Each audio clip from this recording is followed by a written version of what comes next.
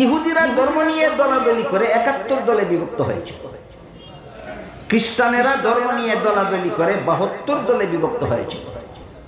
আর আমার উম্মত অর্থাৎ মুসলমানেরা ধর্ম নিয়ে দলাদলি করে ৭৩ দলে বিভক্ত হবে।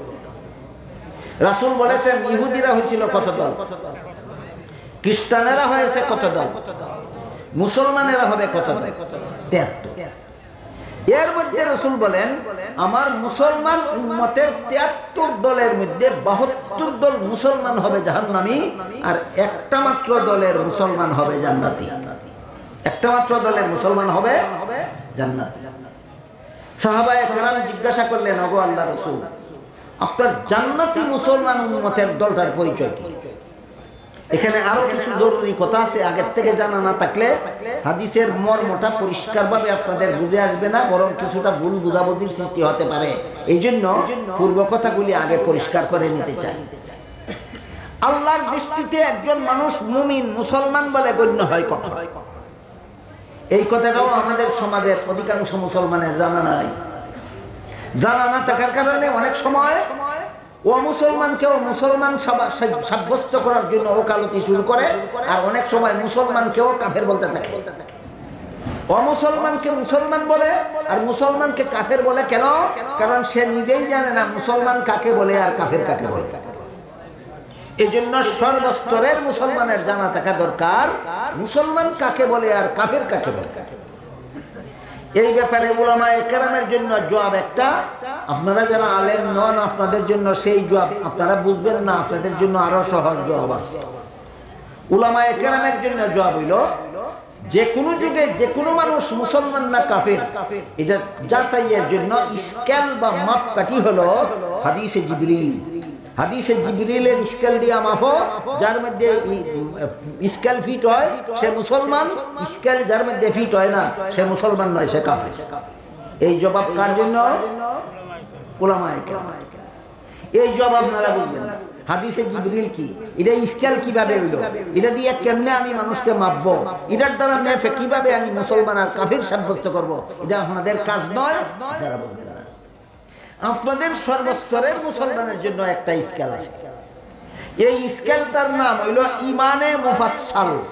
স্কেলটার নাম উলামায়ে কেরামের জন্য স্কেলটার নাম হাদিসে জিবরিল, এটা আপনারা বলবেন না। আপনাদের জন্য স্কেলটার নাম হইল ইমানে মুফাসসাল। আমানতু বিল্লাহি ওয়া মালাইকাতিহি ওয়া কুতুবিহি ওয়া রুসুলিহি ওয়াল ইয়াউমিল আখিরি ওয়াল কদরি খাইরিহি ওয়া শাররিহি মিনাল্লাহি তাআলা ওয়াল বাসি বাদাল মাউত। এর অর্থ হলো আমি আল্লাহ বিশ্বাস করলাম, আমি আল্লাহর ফেরেশতা বিশ্বাস করলাম, আমি আসমানি কিতাবগুলি বিশ্বাস করলাম, আমি নবী রাসূল বিশ্বাস করলাম, আমি তাকদীর বিশ্বাস করলাম, আমি আখিরাত বিশ্বাস করলাম। এই ৬ কথা যে কোনো যুগের যে কোনো মানুষ বিশ্বাস করলে সেই আল্লাহর দৃষ্টিতে মুমিন মুসলমান বলে গণ্য হয়। ৬ কথার কোনো একটা কথা অবিশ্বাস করলেই সে কাফের হয়ে যায়। কে মুসলমান কে কাফের, এটা যাচাইয়ের মাপকাঠি আছে। আলেমদের জন্য মাপকাঠিটার নাম হাদিসে জিবরিল। আলেম না যারা তাদের জন্য স্কেলটার নাম ইমানে মুফাসসাল। ইমানে মুফাসসালের ৬ কথা বিশ্বাস করো তুমি মুমিন মুসলমান। ইমানে মুফাসসালের ৬ কথার একটা কথা তুমি বিশ্বাস করো না, কমপক্ষে একটা কথাও যদি তুমি বিশ্বাস করো না, তুমি আর মুসলমান না, তুমি কাফের। বুঝে থাকতে বলুন, একজন মানুষ মুসলমান হয় কত কথা বিশ্বাস করলে, আর কাফের হয় ৬ কথার কোনো কথা অবিশ্বাস করলে। তাহলে ইমানে মুফাসসাল হইল আমাদের জন্য কোন মানুষটা মুসলমান আর কোন মানুষটা কাফের, এটা যাচাইয়ের জন্য একটা স্কেল। যাচাইয়ের জন্য একটা স্কেল। যেমন ধরুন কেউ যদি বলে আমি আল্লাহ বিশ্বাস করি না, সেও মুসলমান থাকে, কাফের হয়ে যায়। কেউ যদি বলে আমি ফেরেশতা আসে বিশ্বাস করি না, কাফের হয়ে যায়। কেউ যদি বলে আমি কোরআন বিশ্বাস করি না, কাফের হয়ে যায়। কেউ যদি বলে আমি নবী রাসূল বিশ্বাস করি না, কাফের হয়ে যায়। কেউ যদি বলে আমি তাকদীর বিশ্বাস করি না, কাফের হয়ে যায়। কেউ যদি বলে আমি আখিরাত বিশ্বাস করি না, কাফের হয়ে যায়। খুব কঠিন নাকি কথাগুলি? বুঝতে পারেন নাই? তাহলে ইমানে মুফাসসালের ৬ কথা একসাথে বিশ্বাস করলে ইমানদার হয়, এর কোনো কথা অবিশ্বাস করলেই কাফের হয়। ভুলে যাবেন না, সামনের কথা বোঝার জন্য এটা মনে রাখতে হবে। হাদিস শরীফে রাসূল বলেন আমার উম্মত, হাদিসের ব্যাখ্যাকারীগণ বলেন এখানে আমার উম্মত বলতে মুসলমান। হাদিসের মর্ম দাঁড়ালো ইহুদি হয়েছিল ৭১ দল, খ্রিস্টান হয়েছিল ৭২ দল, মুসলমান হইব ৭৩ দল। এবার বলুন ৭৩ দল অমুসলমান না ৭৩ দল মুসলমান? এর অর্থ কি? এই ৭৩ দলের ৭৩ দলই ইমানে মুফাসসালে বিশ্বাসী, ৬ কথায় বিশ্বাসী বলেই তো মুসলমান। এতক্ষণ তো এই জন্য আপনাদেরকে বুঝাইলাম মুসলমান কারে কয়? ইমানে মুফাসসালের ৬ কথা যারা বিশ্বাস করে তারাই তো মুসলমান। ৭৩ দলের মুসলমান, ৭৩ দলের ৭৩ দলই বিশ্বাস করে ইমানে মুফাসসালের ৬ কথা, এই জন্য ৭৩ দলের ৭৩ দলই মুসলমান। কিন্তু এরপরে রাসূল বলেন একদল মুসলমান জান্নাতি হবে, ৭২ দল মুসলমান জাহান্নামী হবে। বলুন রাসূল কি বলেছেন? একদল মুসলমান জান্নাতি হবে আর ৭২ দল অমুসলমান জাহান্নামী হবে না মুসলমান? তাহলে মর্ম দাঁড়াইল একদল জান্নাতি মুসলমান, এরাও ইমানে মুফাসসালের ৬ কথায় বিশ্বাসী বলেই মুসলমান, আর ৭২ দল জাহান্নামী মুসলমান, এরাও ইমানে মুফাসসালের ৬ কথায় অবিশ্বাসী হইয়া মুসলমান হইছে না বিশ্বাসী? তাইলে জান্নাতি মুসলমানও ৬ কথায় বিশ্বাসী বলেই মুসলমান, জাহান্নামী মুসলমানও ৬ কথায় বিশ্বাসী বলেই মুসলমান। তাইলে জান্নাতি মুসলমানের দলটার গুণ কি আর জাহান্নামী মুসলমান ৭২ দলের দোষ কি? প্রশ্ন বুঝলেন না? বিনা দোষেই ৭২ দল জাহান্নামী না কোনো দোষ আছে? বিনা গুণেই একদল জান্নাতি না কোনো গুণ আছে? সাহাবায়ে কেরাম জিজ্ঞাসা করলেন, এই গুণটা জানতে চাই। সাহাবায়ে কেরামের প্রশ্ন করার সারমর্মই হইল যে ৭২ দল মুসলমান হওয়া সত্ত্বেও জাহান্নামে হইল কোন দোষে, আর একদল মুসলমান হওয়া সত্ত্বেও জান্নাতি হইল কোন গুণের কারণে? জবাবে রাসূল বলেন মা আনা আলাইহি ওয়া আসহাবি, আমার সুন্নাত আর আমার সাহাবাগণের জামাত, এই দুইটা স্কেল দিয়ে মাপতে হবে কোন ৭২ দল মুসলমান কোন দোষের কারণে জাহান্নামী হইল আর একদল মুসলমান কোন গুণের কারণে জান্নাতি হইল। এই দুই পক্ষের দোষ গুণ যাচাইয়ের জন্য আল্লাহ রাসূল বলেন দুইটা স্কেল, দুইটা মাপকাঠি আমার উম্মত তোমাদের হাতে দিলাম। একটা স্কেলের নাম নবীর সুন্নাত আর একটা স্কেলের নাম সাহাবাগণের জামাত। জাহান্নামী মুসলমানদের দোষটা কি আর জান্নাতি মুসলমানের গুণটা কি যাচাইয়ের জন্য দুইটা স্কেল দিয়েছেন রাসূল উম্মতের হাতে। একটা স্কেলের নাম নবীর সুন্নাত আর একটা স্কেলের নাম সাহাবাগণের জামাত। উবাইদুল্লাহ সিদ্দি বলেন রাসূলের ভাষায় মা আনা আলাইহি ওয়া আসহাবি, আর আল্লাহর ভাষায় মুহাম্মাদুর রাসূলুল্লাহি ওয়াল্লাযিনা মাহু।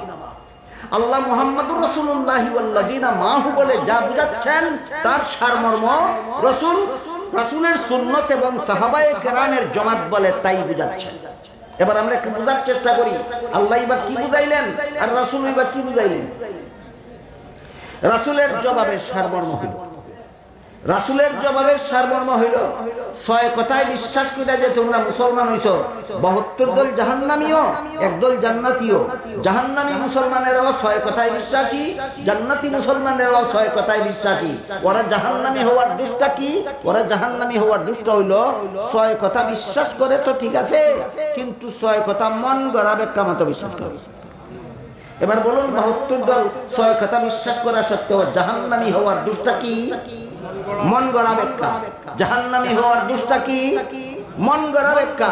মন গড়া ভাবে ৭২ দল মুসলমানের ৬ কথার ৭২ রকমের ব্যাখ্যা করে এরা জাহান্নামী সাব্যস্ত হয়েছে। যে একদল মুসলমান জান্নাতি, এদের গুণটা কি? রাসূলের জবাবের সারমর্ম হইলে এদের গুণটা হইল এরা ৬ কথা মন গড়া ব্যাখ্যা মতো বিশ্বাস করে না। এরা ৬ কথা বিশ্বাস করে মুহাম্মাদুর রাসূলুল্লাহি ওয়াল্লাযিনা মাহু মা আনা আলাইহি ওয়া আসহাবি, এই মাপকাঠি মতো ৬ কথা বিশ্বাস করে, অর্থাৎ সহিহ ব্যাখ্যা মতো ৬ কথা বিশ্বাস করে।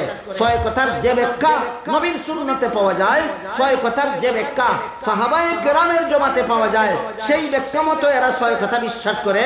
এই জন্য এই গুণের কারণে এরা জান্নাতি। তাহলে ৬ কথার মন গড়া ব্যাখ্যা হইল জাহান্নামী হওয়ার কারণ, মন গড়া ছয় কথার সহি ব্যাখ্যা হইল জান্নাতি হওয়ার কারণ। সহি ব্যাখ্যা দুই ঠিকানায় পাওয়া যায়, এক ঠিকানার নাম নবীর সুন্নাত আর এক ঠিকানার নাম সাহাবায়ে কেরামের জামাত। এই জন্য এই দলের নাম আহলে সুন্নাত ওয়াল জামাত।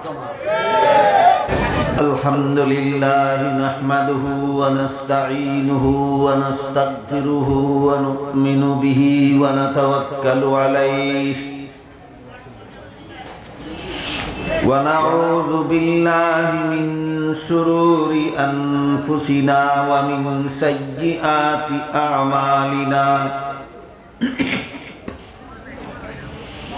من يهده الله فلا مضل له ومن يضلله فلا هادي له ونشهد أن لا إله إلا الله وحده لا شريك له ونشهد أن سيدنا ونبينا ومولانا محمدا عبده ورسوله صلى الله تعالى عليه وعلى آله وأصحابه وبارك وسلم. أما بعد فأعوذ بالله من الشيطان الرجيم. بسم الله الرحمن الرحيم. محمد رسول الله والذين معه أشداء على الكفار رحماء بينهم. وقال رسول الله صلى الله عليه وسلم: تفرقت بنو إسرائيل على 72 ملة وتتفرق أمتي على 73 ملة كلهم في النار إلا واحدة. وفي رواية قال 72 في النار وواحدة في الجنة. قالوا ما هي يا رسول الله؟ وفي رواية قالوا من هي يا رسول الله؟ قال ما أنا عليه وأصحابي. وفي رواية قال ما هي على السنة والجماعة أو كما قال عليه الصلاة والسلام. শ্রদ্ধেয় সভাপতি হযরত উলামায়ে কেরাম, এলাকার সর্বস্তরের মুসলমান ভাইয়েরা আমার ও আমার পর্দানিশীন মা ও বোনেরা, পবিত্র কোরআনের সূরাতুল ফাতহের 29 নম্বর আয়াতের প্রথমাংশ আমি আপনাদের সামনে তিলাওয়াত করেছি। এই আয়াত সহ এই সূরা সম্পূর্ণটা সূরাতুল ফাতহের শুরু থেকে শেষ পর্যন্ত এই সূরাটি আল্লাহ পাক রব্বুল আলামিন নাজিল করেছিলেন একটা ঐতিহাসিক ঘটনা উপলক্ষে। এই ঘটনাটা ইসলামের ইতিহাসে ঐতিহাসিক হুদাইবিয়ার সন্ধি নামে প্রসিদ্ধ। ইতিহাস প্রসিদ্ধ একটা ঘটনা আছে, ইসলামের ইতিহাসে একটা বিখ্যাত ঘটনা আছে। এই ঘটনাটাকে হুদাইবিয়ার সন্ধির ঘটনা বলা হয়। হুদাইবিয়ার সন্ধির ঘটনা সম্পর্কে যাদের মোটেও কোনো ধারণা নেই, তাদেরকে সামান্য ধারণা না দিলে এই সূরা এবং তিলাওয়াতকৃত আয়াতের শানে নজুল বুঝে আসবে না। এই কারণে আমি সন্ধির ঘটনা সবিস্তারে বলার মতো সময় সুযোগ আমার হাতে নেই। তবে মোটামুটি ভাবে আমি প্রথমে আপনাদের একটু আভাস দেওয়ার চেষ্টা করব হুদাইবিয়ার সন্ধির ঘটনা সম্পর্কে, যাতে এর আলোকে আপনারা তেলাওয়াতকৃত আয়াতের মর্ম সহজে বুঝতে পারেন। হুদাইবিয়ার সন্ধির ঘটনা সম্পর্কে সামান্য কিছু মোটামুটি কিছু ধারণা থাকলে আয়াতের মর্ম বোঝাটা সহজ হবে। মোটেও ধারণা না থাকলে আয়াতের মর্ম বোঝাটা কঠিন হবে। এই জন্য প্রথমেই আমি ওই ঘটনা সম্পর্কে আপনাদেরকে সামান্য একটু ধারণা দিতে চাই, কারণ অতীতে বিগত বৎসরগুলিতে আমি বিভিন্ন সময়ে আপনাদেরকে বলেছি যে কোনো ঘটনা উপলক্ষে যদি আল্লাহ কোনো সূরা বা আয়াত নাযিল করেন, তাহলে সেই ঘটনাকেই আয়াত বা সূরার শানে নজুল বলা হয়। কোনো প্রশ্নের জবাবে যদি আল্লাহ কোনো সূরা বা আয়াত নাযিল করেন, তাহলে সেই প্রশ্নটাকেই নাযিলকৃত সূরা বা আয়াতের শানে নজুল বলা হয়। কোনো সমস্যাকে কেন্দ্র করে তার সমাধান কল্পে যদি আল্লাহ কোনো সূরা নাযিল করেন বা কোনো আয়াত নাযিল করেন, তাহলে যে সমস্যার সমাধান কল্পে আয়াত বা সূরা নাযিল হলো, ওই সমস্যাটাকেই নাযিলকৃত আয়াতের বা নাযিলকৃত সূরার শানে নজুল বলা হয়। সেই অনুপাতে হুদাইবিয়ার সন্ধির ঘটনা উপলক্ষে যেহেতু আল্লাহ সূরাতুল ফাতহে নাযিল করেছেন, কাজেই হুদাইবিয়ার সন্ধির ঘটনাটাই হইল এই সূরার শানে নজুল। সংক্ষেপে ঘটনা হলো, মুহাম্মাদুর রাসূলুল্লাহ সাল্লাল্লাহু আলাইহি ওয়াসাল্লাম জন্মের পর থেকে 40 বছর পর্যন্ত মক্কা নগরীতে শুধুমাত্র পরিবার নিয়ে সমাজের মানুষের সাথে স্বাভাবিকভাবে জীবনযাপন করেছেন। আল্লাহর পক্ষ থেকে কোনো নির্দেশও রাসূলের কাছে আসেনি। আল্লাহর পক্ষ থেকে রাসূলের কাছে ওহীও নাযিল হয়নি, কুরআনও নাযিল হয়নি। এজন্য তিনি সমাজের মানুষকে না নামাজের কথা বলেছেন, না রোজার কথা বলেছেন, না কোনো ইবাদত বন্দেগীর কথা বলেছেন, না ঈমানের দাওয়াত দিয়েছেন, না কলেমার দাওয়াত দিয়েছেন। ঈমান, ইসলাম, নামাজ, রোজা, কলেমা, কালামের দাওয়াত ছাড়াই নবীর জীবনের পবিত্র 40 বছর চলে গেল। এই 40 বছর পার হওয়ার পরে আল্লাহ পাক রব্বুল আলামিন রাসূলের কাছে সর্বপ্রথম কুরআন নাযিল শুরু করেন। বুঝে থাকলে বলুন তো, কুরআন নাযিল শুরু হওয়ার আগে জীবনের কতদিন গেল? 40 বছর। যেহেতু 40 বছর পর্যন্ত নবীর কাছে কুরআন নাযিল হয়নি, নবীও কোনো মানুষকে ঈমান আমলের দাওয়াত দেননি, তাই নবীর আখলাক, নবীর চরিত্র, নবীর চালচলন, নবীর কথাবার্তা, নবীর আচার ব্যবহার দেখে সমাজের মানুষ সবাই নবীকে বড় প্রশংসা করত, গুণগান গাইত, সম্মান করত, মর্যাদা দিত। কুরআন নাযিল শুরু হওয়ার পর থেকে যখন নবী নির্দেশ দিতে লাগলেন ঈমানের, ঈমান গ্রহণ করো, কলিমা উচ্চারণ করো, কলেমা স্বীকার করো, ইবাদত বন্দেগী করো, হালাল পথে চলো, হারাম কাজ ছাড়ো, এই কথাগুলি যখন বলতে লাগলেন, তখন থেকে সমাজ, যেই সমাজ নবীকে 40 বছর পর্যন্ত সম্মান করেছিল, ওই সমাজ রাসূলের দুশমনে পরিণত হলো। বুঝে থাকলে একটু দয়া করে বলুন তো, যে সমাজ রাসূলকে 40 বছর পর্যন্ত সম্মান করলো, এই সমাজ 40 বছর পরে দুশ্মনী শুরু করলো কেন?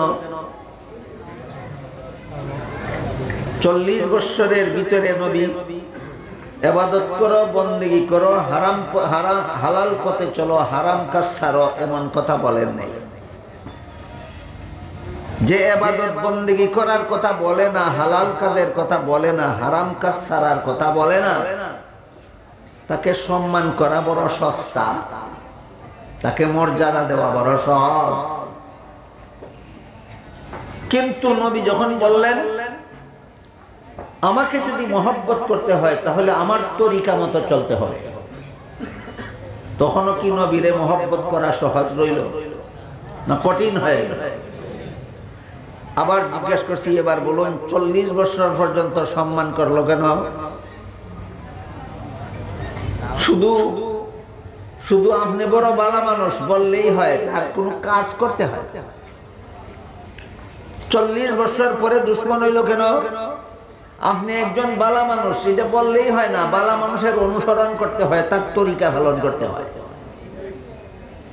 যতদিন পর্যন্ত নবীর তরিকা পালন করার প্রশ্ন আসেনি ততদিন পর্যন্ত কেউ দুশ্মনী করেনি। সবাই নবীকে মহব্বত করত, নবীকে ভালোবাসত, নবীকে মর্যাদা করত, মর্যাদা দিত, সম্মান করত। কিন্তু যখন থেকে নবীর তরিকা পালন করার পরিস্থিতি দাঁড়াইল, তখন থেকে নবীর দুশ্মনে পরিণত হয়ে গেল। একাধারে 13টি বছর পর্যন্ত নবীর বিরুদ্ধে কি পরিমাণ দুশ্মনী করলো। একবার রাসূল করিম সাল্লাল্লাহু আলাইহি ওয়াসাল্লাম সমাজের মানুষকে দ্বীনের দাওয়াত দেওয়ার জন্য বাজারে গেলেন। গিয়া বললেন, ইয়া আইয়ুহান নাস কুলু লা ইলাহা ইল্লাল্লাহু তুফলিহু। হে সমাজের মানুষেরা, লা ইলাহা ইল্লাল্লাহ স্বীকার করো, তোমাদের জীবন সফল হয়ে যাবে। আবু জাহাল নবীর দাওয়াতের অবস্থা দেখে দলবল নিয়ে সেও বাজারে গেল। বাজারের লোককে বলতে লাগলো, হে সমাজের লোকেরা, মুহাম্মদের কথা শুনিও না, মুহাম্মদ পাগল। এই কথা বলেও যখন রাসূলকে দাওয়াত থেকে ফিরাইতে পারলো না, তখন আবু জাহাল তার দলবল নিয়ে নবীর গায়ে থুক নিক্ষেপ করতে লাগলো। এর দ্বারাও যখন ফিরাইতে পারলো না, তখন থুকে ভিজা শরীরে রাস্তার বালু নিক্ষেপ করতে লাগলো। এরপরেও যখন ফিরাইতে পারলো না, তখন নবীর গলায় গামছা বেঁধে বাজারের গলিতে গলিতে টানাহেঁচড়া করল। এই 13 বছরের ভিতরে একবার নবী তায়েফ গেলেন মানুষকে মুক্তির পথের দাওয়াত দেওয়ার জন্য, ইমানের দাওয়াত দেওয়ার জন্য। তায়েফবাসী দাওয়াত তো গ্রহণ করলই না, বৃষ্টির মতো পাথরের ঢিল বর্ষণ করে নবীর শরীরকে জখম ক্ষত বিক্ষত করে জখম করে রক্তে লাল করে দিল। এত কষ্ট স্বীকার করে দীর্ঘ 13টি বছর রাসূল ইমানের দাওয়াত চালু রাখার কারণে যে আঙ্গুলে গোনার মতো কিছু মানুষ ইসলাম গ্রহণ করেছিল, তাদের মধ্যে একজনের নাম ছিল বিলাল রাদিয়াল্লাহু আনহু। বিলাল কেন ইসলাম গ্রহণ করলেন সেই অপরাধে বিলালকে শত্রুরা, সমাজের লোকেরা, নবীর দুশমনেরা আরবের মরুভূমির উত্তপ্ত গরম বালুর মধ্যে চিৎ করাইয়া শুয়াইয়া বুকের উপর বিশাল পাথর চাপা দিয়া রাখত সারাদিন। এই সমস্ত অসহায় নিরীহ মুসলমানদের মধ্যে আরেকজনের নাম ছিল হযরত খাব্বাব রাদিয়াল্লাহু আনহু। তিনি কেন নবীর দাওয়াত গ্রহণ করলেন, তিনি কেন ইসলাম কবুল করলেন? এই জন্য লোহার শলাকা আগুনে পুরাইয়া লাল কইরা ওনার শরীরে চাপা দিয়া ধরে নির্যাতনের অবস্থা চিন্তা করুন। যে সমস্ত লোক, এই মুষ্টিমেয় কিছু লোক যারা ইসলাম গ্রহণ করেছিলেন, তাদের মধ্যে একজন মহিলা ছিলেন হযরত সুমাইয়া রাদিয়াল্লাহু আনহা। মক্কার শীর্ষ সন্ত্রাসী আবু জাহাল বর্ষা হাতে নিয়ে হযরত সুমাইয়া রাদিয়াল্লাহু আনহার লজ্জাস্থানে বর্ষা দিয়ে আঘাত করে শহীদ করেছিল। এইরকম নির্যাতন করেছিল সন্ত্রাসীরা নবীকে এবং নবীর অনুসারী মুসলমানদেরকে দীর্ঘ 13টি বছর। কতদিন? 13 বছর। মর্যাদা দিছিল কত বছর? দুশ্মনী করলো কত বছর? 40 আর 13 53 বছর বয়সে আল্লাহ হুকুম দিলেন। আর এই জালেমদের জুলুম নীরবে সহ্য করার দরকার নেই। মক্কা শরীফ থেকে হিজরত করে মদিনা শরীফ চলে যান। আল্লাহর হুকুমে রাসূল এই নিরীহ মুসলমানদেরকে নিয়ে নিজেদের বাড়ি ঘর ধন সম্পদ আত্মীয় স্বজন সবকিছু ফেলে খালি হাতে মক্কা শরীফ থেকে হিজরত করে মদিনা শরীফ চলে গেলেন। সেখানে গিয়া যখন আরো 6 বছর অতিবাহিত হয়, রাসূল মক্কা শরীফ থেকে হিজরত করে মদিনা শরীফ চলে যাওয়ার পরে কাবা ঘরের উপর একমাত্র মূর্তি পূজারীদের আধিপত্য প্রতিষ্ঠিত হয়। কাবা শরীফ সম্পূর্ণ মূর্তি পূজারীদের দখলে চলে গেল। কোন মুসলমান মদিনার থেকে মক্কায় আসতে পারেন না, কাবা শরীফের তোয়াফ জিয়ারত করতে পারেন না, উমরা হজ পালন করতে পারেন না। এই অবস্থায় চলে গেল 6 বছর। হিজরতের 6 বছর পরে আল্লাহর রাসূল স্বপ্নে দেখেন সাহাবায়ে কেরামদেরকে সাথে নিয়ে নিরাপদে মক্কা শরীফে গেছেন এবং কাবা ঘরের তোয়াফ জিয়ারত করতেছেন, উমরা হজ পালন করতেছেন। এটা কি বাস্তবে না স্বপ্নে? স্বপ্নে। আমি অতীতে আপনাদেরকে কোনো না কোনো বছরের এই সম্মেলনে বলে দিয়েছি, নবীগণের স্বপ্ন শতকরা 100% সত্য। নবীগণের স্বপ্ন শতকরা 100% সত্য। আর উম্মতের স্বপ্ন সত্য হতে পারে, মিথ্যাও হতে পারে। উম্মতের স্বপ্ন আল্লাহও দেখায়, শয়তানেও দেখায়। আল্লাহ কোন স্বপ্ন দেখাইলেন, শয়তান কোন স্বপ্ন দেখাইল, এটা যাচাই করার মতো স্কেল আছে, মাপকাঠি আছে। সেই আলোচনা আমি অতীতে বিস্তারিতভাবে আপনাদের সামনে করেছি। এই জন্য আজকে সেই আলোচনা করে আপনাদের মূল আয়াতের তাফসীর এবং শানে নুজুলের আলোচনার থেকে আপনাদেরকে ভিন্ন দিকে নিয়ে যাইতে চাই। শুধু আজকের মতো এতটুকু স্মরণ করাইয়া দিলাম যে উম্মতের স্বপ্ন সঠিকও হতে পারে, বেঠিকও হতে পারে, কিন্তু নবীর স্বপ্ন শতকরা 100%। রাসূল যখন স্বপ্নে দেখলেন হিজরত করার 6 বছর পর সাহাবায়ে কেরামদেরকে নিয়ে নিরাপদে মক্কায় প্রবেশ করেছেন, উমরা হজ পালন করতেছেন, কাবা ঘরের তোয়াফ জিয়ারত করতেছেন। এই স্বপ্নটা যখন সাহাবায়ে কেরামদের সামনে আল্লাহ রাসূল মদিনা শরীফে বর্ণনা করলেন, তখন সাহাবায়ে কেরাম বলেন, ওগো আল্লাহ রাসূল, নবীগণের স্বপ্ন তো শতকরা 100% সত্য। কাজে আপনি যেহেতু স্বপ্নে দেখেছেন আমরা নিরাপদে মক্কায় প্রবেশ করেছি, কাবা ঘরের তোয়াফ জিয়ারত করতেছি, কাজে আমাদেরকে নিয়ে চলুন, স্বপ্ন বাস্তবায়ন হোক।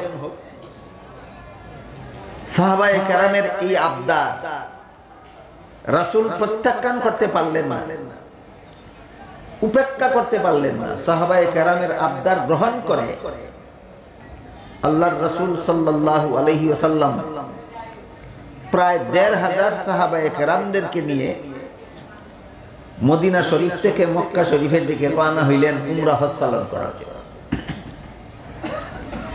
মক্কা শরীফ থেকে মদিনা শরীফ হলো 500 কিলোমিটার উত্তরে। মদিনা শরীফ থেকে মক্কা শরীফ হলো 500 কিলোমিটার দক্ষিণে। বুঝে থাকতে বলুন তো, মক্কা শরীফ এবং মদিনা শরীফের মধ্যকার দূরত্ব কত? উত্তর দিকে হইল মদিনা শরীফ, দক্ষিণ দিকে হইল মক্কা শরীফ। আল্লাহর রাসূল সাল্লাল্লাহু আলাইহি ওয়াসাল্লাম প্রায় ১৫০০ সাহাবায়ে কেরামদেরকে নিয়ে মদিনা শরীফ থেকে 500 কিলোমিটার পাড়ি দিয়ে মক্কার উদ্দেশ্যে রওনা হলেন উমরা পালন করার জন্য। মক্কার কাছাকাছি একটা জায়গার নাম হুদাইবিয়া, প্রায় 19 মাইল দূরে মক্কা থেকে। হুদাইবিয়া নামক স্থানে রাসূল এই 1500 সাহাবায়ে কেরামের কাফেলা নিয়ে পৌঁছার সাথে সাথেই মক্কাবাসীদের কাছে সংবাদ পৌঁছে গেল যে মুহাম্মদ মদিনার থেকে এক দল মুসলমান নিয়ে মক্কার দিকে আসছে। সাথে সাথে মক্কাবাসী এখানেই বাধা হইয়া দাঁড়ায়, বললো তোমাকে মক্কায় প্রবেশ করতে দেব না, তোমাকে মক্কা থেকে আমরা তাড়িয়েছিলাম, সদল বলে মক্কায় নিরাপদে প্রবেশ করবে আর আমাদের তাড়িয়ে দেওয়ার প্রতিশোধ নেবে, এই সুযোগ আমরা দেব না।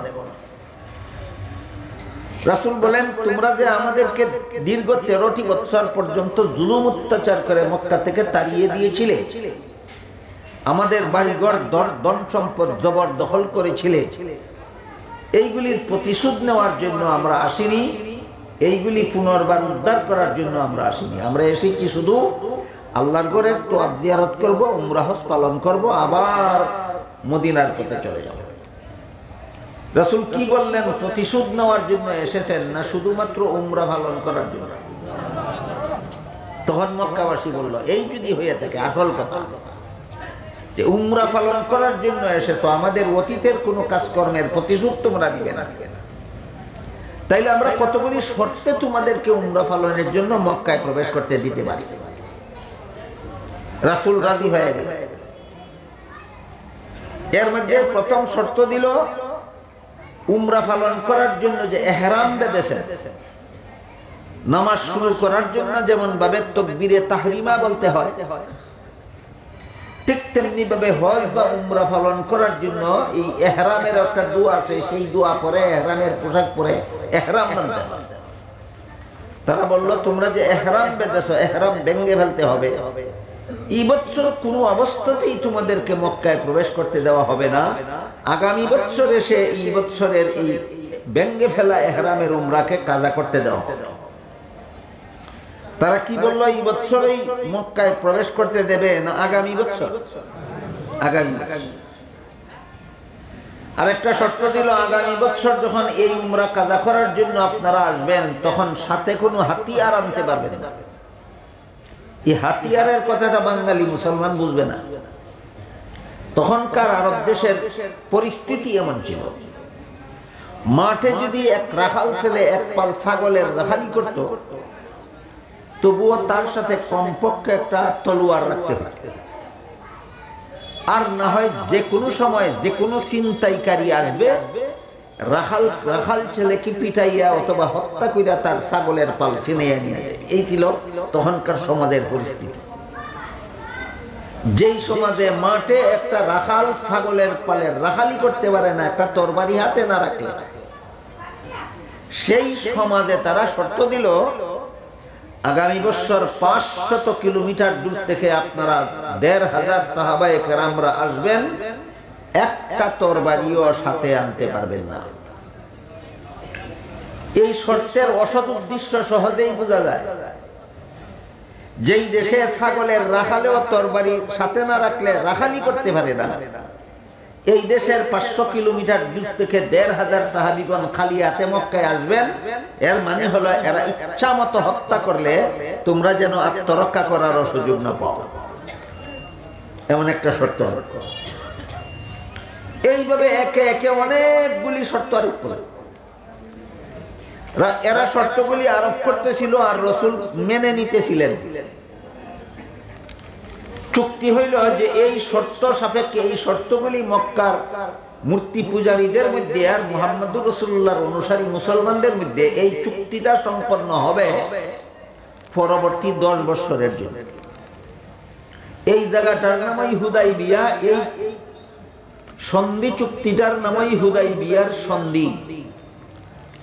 বুঝে থাকলে এবার বলুন হুদাইবিয়ার সন্ধি চুক্তি কত বছর মেয়াদি ছিল?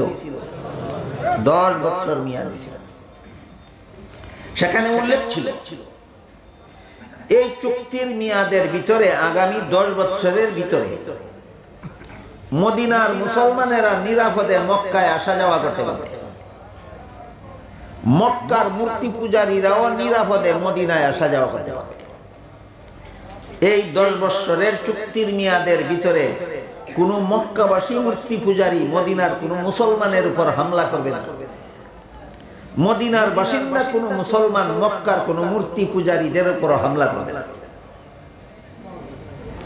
এই 10 বছরের মেয়াদের ভিতরে মক্কার কোনো মূর্তি পূজারী যদি ইসলাম গ্রহণ করে মদিনায় চলে যায়, মদিনাবাসী মুসলমান তাকে আশ্রয় দিতে পারবে না। কিন্তু মদিনার কোনো মুসলমান যদি ইসলাম ধর্ম ত্যাগ করে মক্কা চলে আসে, তাহলে মক্কাবাসী তাকে অবশ্যই আশ্রয় দেবে। বুঝে থাকলে বলুন, সন্ধির চুক্তিগুলি কি নিরপেক্ষ ছিল না একতরফা? এইভাবে একতরফা শর্তগুলি তারা আরোপ করতেছিল, আর মুহাম্মদুর রাসূলুল্লাহ সাল্লাল্লাহু আলাইহি ওয়াসাল্লাম বিনা প্রতিবাদে সেগুলি মেনে নিতেছিলেন। অনেকগুলি অপমানজনক শর্ত, অনেকগুলি নতি স্বীকারমূলক শর্ত এরা আরোপ করেছিল, আর আল্লাহর রাসূল বিনা প্রতিবাদে মেনে নিচ্ছিলেন। অনেক লম্বা কাহিনী যে এই রকম একতরফা শর্তগুলি তারা আরোপ করতেছিল, অনেকগুলি শর্ত অপমানজনক শর্ত তারা আরোপ করতেছিল, আর রাসূল বিনা প্রতিবাদে মেনে নিচ্ছিলেন কেন? এই প্রশ্নের বহু গুরুত্বপূর্ণ জবাব আছে, অনেক গুরুত্ব, অনেক মূল্যবান। এই প্রশ্নের এক একটা জবাব আলোচনা করার জন্য এক এক দিনের টাইমের দরকার। এত লম্বা সময় আমার হাতেও নাই বলার মতো, এত লম্বা সময় আপনাদের হাতেও নাই শোনার মতো। সংক্ষেপে বিষয়টা বোঝার জন্য শুধু স্মরণ রাখুন, অসংখ্য অগণিত হিকমতের কারণে, বিশেষ বিশেষ কতগুলি কৌশলের কারণে মক্কাবাসী মূর্তি পূজারীদের আরোপিত শর্তগুলি একতরফা হওয়া সত্ত্বেও, নতি স্বীকারমূলক হওয়া সত্ত্বেও আল্লাহর রাসূল বিনা প্রতিবাদে মেনে নিচ্ছিলেন। শর্ত ছাড়াই তারা আলাপ আলোচনা সমাপ্ত হল। এবার এগুলি কাগজে লেখা হবে এবং উভয় পক্ষ দস্তখত করবে। এই অবস্থায় ঐতিহাসিক হুদাইবিয়ার সন্ধির চুক্তিগুলি লেখার জন্য হযরত আলী রাদিয়াল্লাহু তাআলা আনহুর কাছে দায়িত্ব দেওয়া হইল, তিনি কাগজ কলমে এই চুক্তিগুলি লিখবেন। হযরত আলী রাদিয়াল্লাহু তাআলা আনহু ঐতিহাসিক হুদাইবিয়ার সন্ধির চুক্তিনামার হেডিং লিখলেন, মক্কার কুরাইশ বংশের সর্দারদের মধ্যে আর মুহাম্মদুর রাসূলুল্লাহর মধ্যে সম্পাদিত চুক্তিনামা। একদিকে কুরাইশ বংশের সর্দারেরা, আর একদিকে মুহাম্মদুর রাসূলুল্লাহ সাল্লাল্লাহু আলাইহি ওয়াসাল্লাম। বুঝে থাকলে বলুন তো কোন কোন পক্ষে চুক্তি হইল?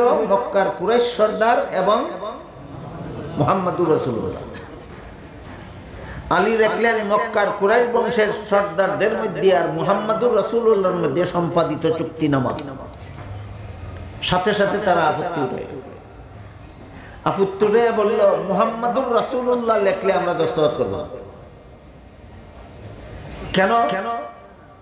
বলে, আমরা তো মুহাম্মদকে রাসূলুল্লাহ মানি না। রাসূলুল্লাহ মেনে নিলে তো তোমরা আমরা একই হয়ে গেলাম, আর তো তোমাদের সাথে আমাদের কোনো বিরোধই নেই। তোমাদের সাথে আমাদের সর্বপ্রথম বিরোধী তো এখানে। তোমরা বলো মুহাম্মদুর রাসূলুল্লাহ, আমরা বলি আব্দুল্লাহর পুত্র মুহাম্মদ। তারা কি মুহাম্মদুর রাসূলুল্লাহ বলে না আব্দুল্লাহর পুত্র মুহাম্মদ বলে? তোমরা বলো আব্দুল্লাহর পুত্র, আমরা বলি আব্দুল্লাহর পুত্র মুহাম্মদ, আর তোমরা বলো রাসূল মুহাম্মদ। রাসূল মুহাম্মদ যেই কাগজে লেখা হবে সেই কাগজে দস্তখত করার অর্থ দাঁড়াবে আমরা মুহাম্মদকে রাসূল মেনে নিলাম। হতেই পারে না। কাজেই যেই কাগজে মুহাম্মদুর রাসূলুল্লাহ লেখা হবে এই কাগজে কিছুতেই আমরা দস্তখত করব না। তখন মুহাম্মদুর রাসূলুল্লাহ সাল্লাল্লাহু আলাইহি ওয়াসাল্লাম হযরত আলীকে যে নির্দেশ দিলেন, সেই নির্দেশের সারমর্ম হইল, হে আলী, চুক্তিনামাটা তো 10 বছর মেয়াদি। কি বুঝলেন আপনারা? চুক্তিনামাটা কতদিনের মেয়াদি? আমি তো 10 বছরের মেয়াদি রাসূল না, আমি তো চিরকালের জন্য রাসূল। আমি চিরকালের জন্য মুহাম্মদুর রাসূলুল্লাহ 10 বছর মেয়াদি কাগজের মধ্যে আমার নামে রাসূলুল্লাহ লিখলেই কি আসে যায়, আর না লিখলেই কি আসে যায়? আমি তো 10 বছর মেয়াদি রাসূলুল্লাহ না, আমি তো চিরস্থায়ী রাসূলুল্লাহ। কাজী 10 বছরের চুক্তিনামার মধ্যে আমার নামে রাসূলুল্লাহ লিখলেও কিছু আসে যায় না, না লিখলেও কিছু আসে যায় না। রাসূলুল্লাহ কথাটা কেটে আব্দুল্লাহর পুত্র মুহাম্মদ লিখে ফেলো। এটাও তো দেখা যায় সম্মানজনক না অপমানজনক? এটাও তো দেখা যায় অপমানজনক। মুহাম্মদ নামের সাথে রাসূলুল্লাহ লিখতে দিবি না, আব্দুল্লাহর পুত্র লিখে চুক্তিনামা সম্পাদন করতে হবে। এই চুক্তিনামার মধ্যে তারাও দস্তখত করবে, রাসূলও দস্তখত করবে। হযরত আলী রাদিয়াল্লাহু তাআলা আনহুর পেস্টিজে বাদলো ব্যাপারটা মারাত্মক হবে। মুহাম্মদ নামের সাথে রাসূলুল্লাহ লিখতে দিবে না, এদের সাথে সন্ধি করার দরকার কি?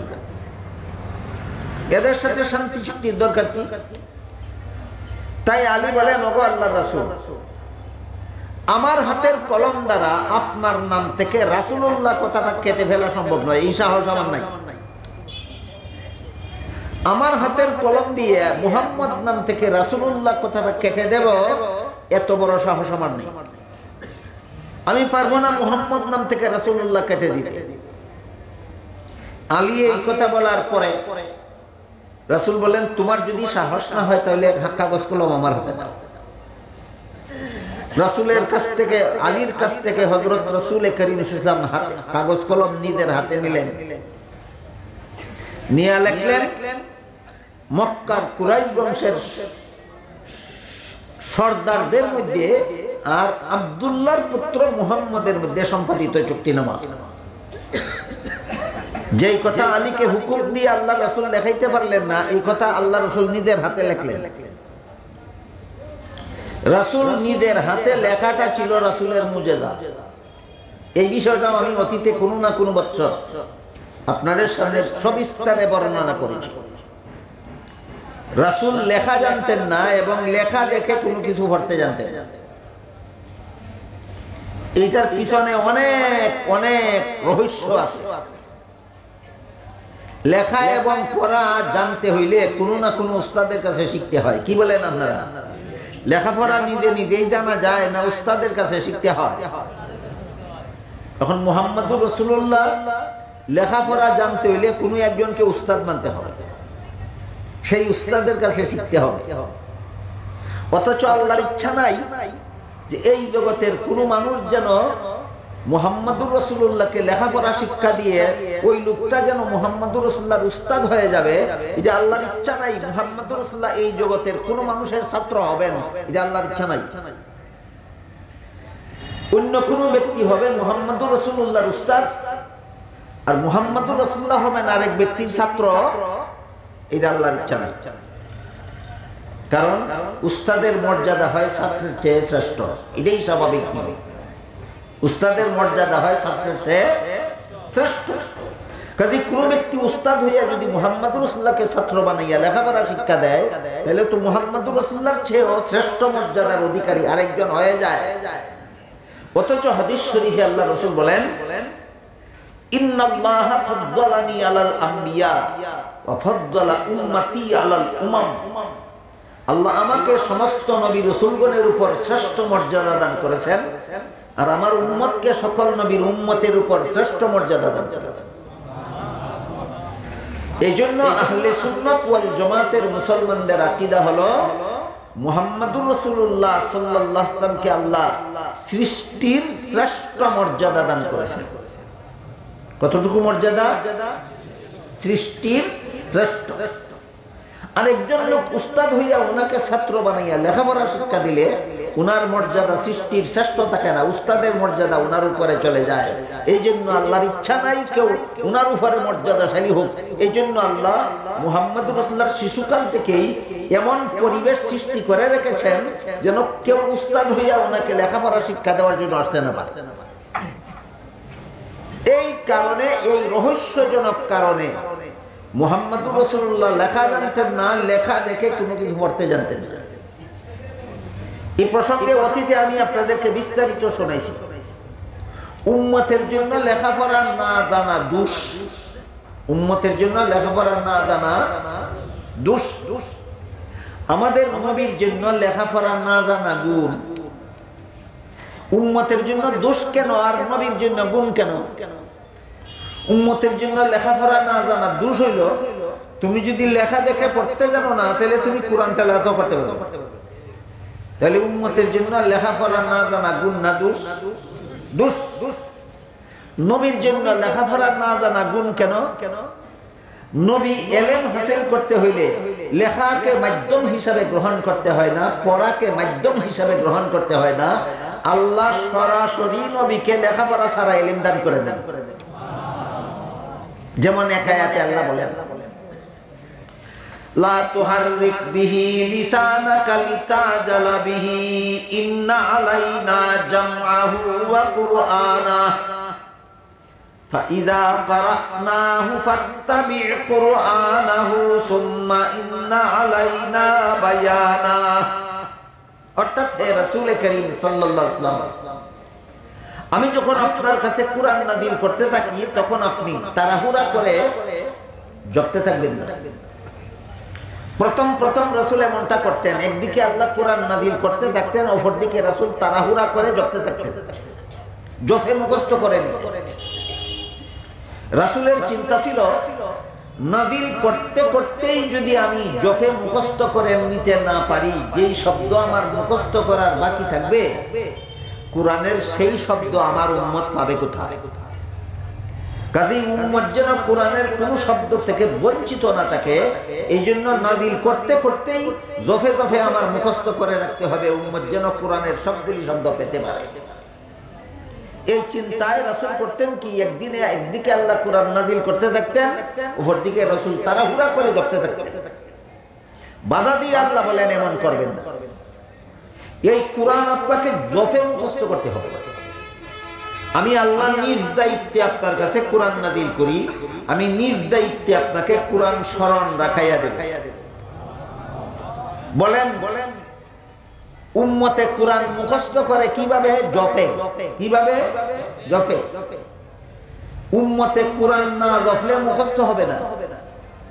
রাসূল বলে, আল্লাহ বলেন আপনাকে কোরআন জপে মুখস্থ করতে হবে না, আমি আল্লাহ কুদরতিভাবে আপনাকে কোরআন মুখস্থ করাইয়া দেব। কাজে কোরআন না জপাটা উম্মতের জন্য দোষ, কোরআন না জপা রাসূলের জন্য গুণ। উম্মতের জন্য কোরআন না জপা দোষ কেন? তুমি না জপলে মুখস্থ করতে পারবে। রাসূলের জন্য গুণ কেন? উম্মতে জফার মাধ্যমে কোরআন মুখস্থ করবে, আর আল্লাহ রাসূলকে জফা ছাড়া কুদরতি ব্যবস্থায় মুখস্থ করাইয়া দেবে। ঠিক তেমনিভাবে উম্মতে যদি লেখাপড়া জানে না তাহলে এলেম হাসিল করতে পারবে না। এই জন্য লেখাপড়া না জানা উম্মতের জন্য দোষ। নবীর জন্য লেখাপড়া না জানা গুণ কেন? লেখার মাধ্যমে নবীকে এলেম হাসিল করতে হবে না, পড়ার মাধ্যমে নবীকে এলেম হাসিল করতে হবে না। আল্লাহ পাক রব্বুল আলামিন বলেন, লা তুহাররিক বিহি লিসানাকা লিতাজালা বিহি ইন্না আলাইনা জামআহু ওয়া কুরআনা। আমি আল্লাহ নিজ দায়িত্বে আপনাকে কোরআন মুখস্থ করাইয়া দিব, জপতে হবে না।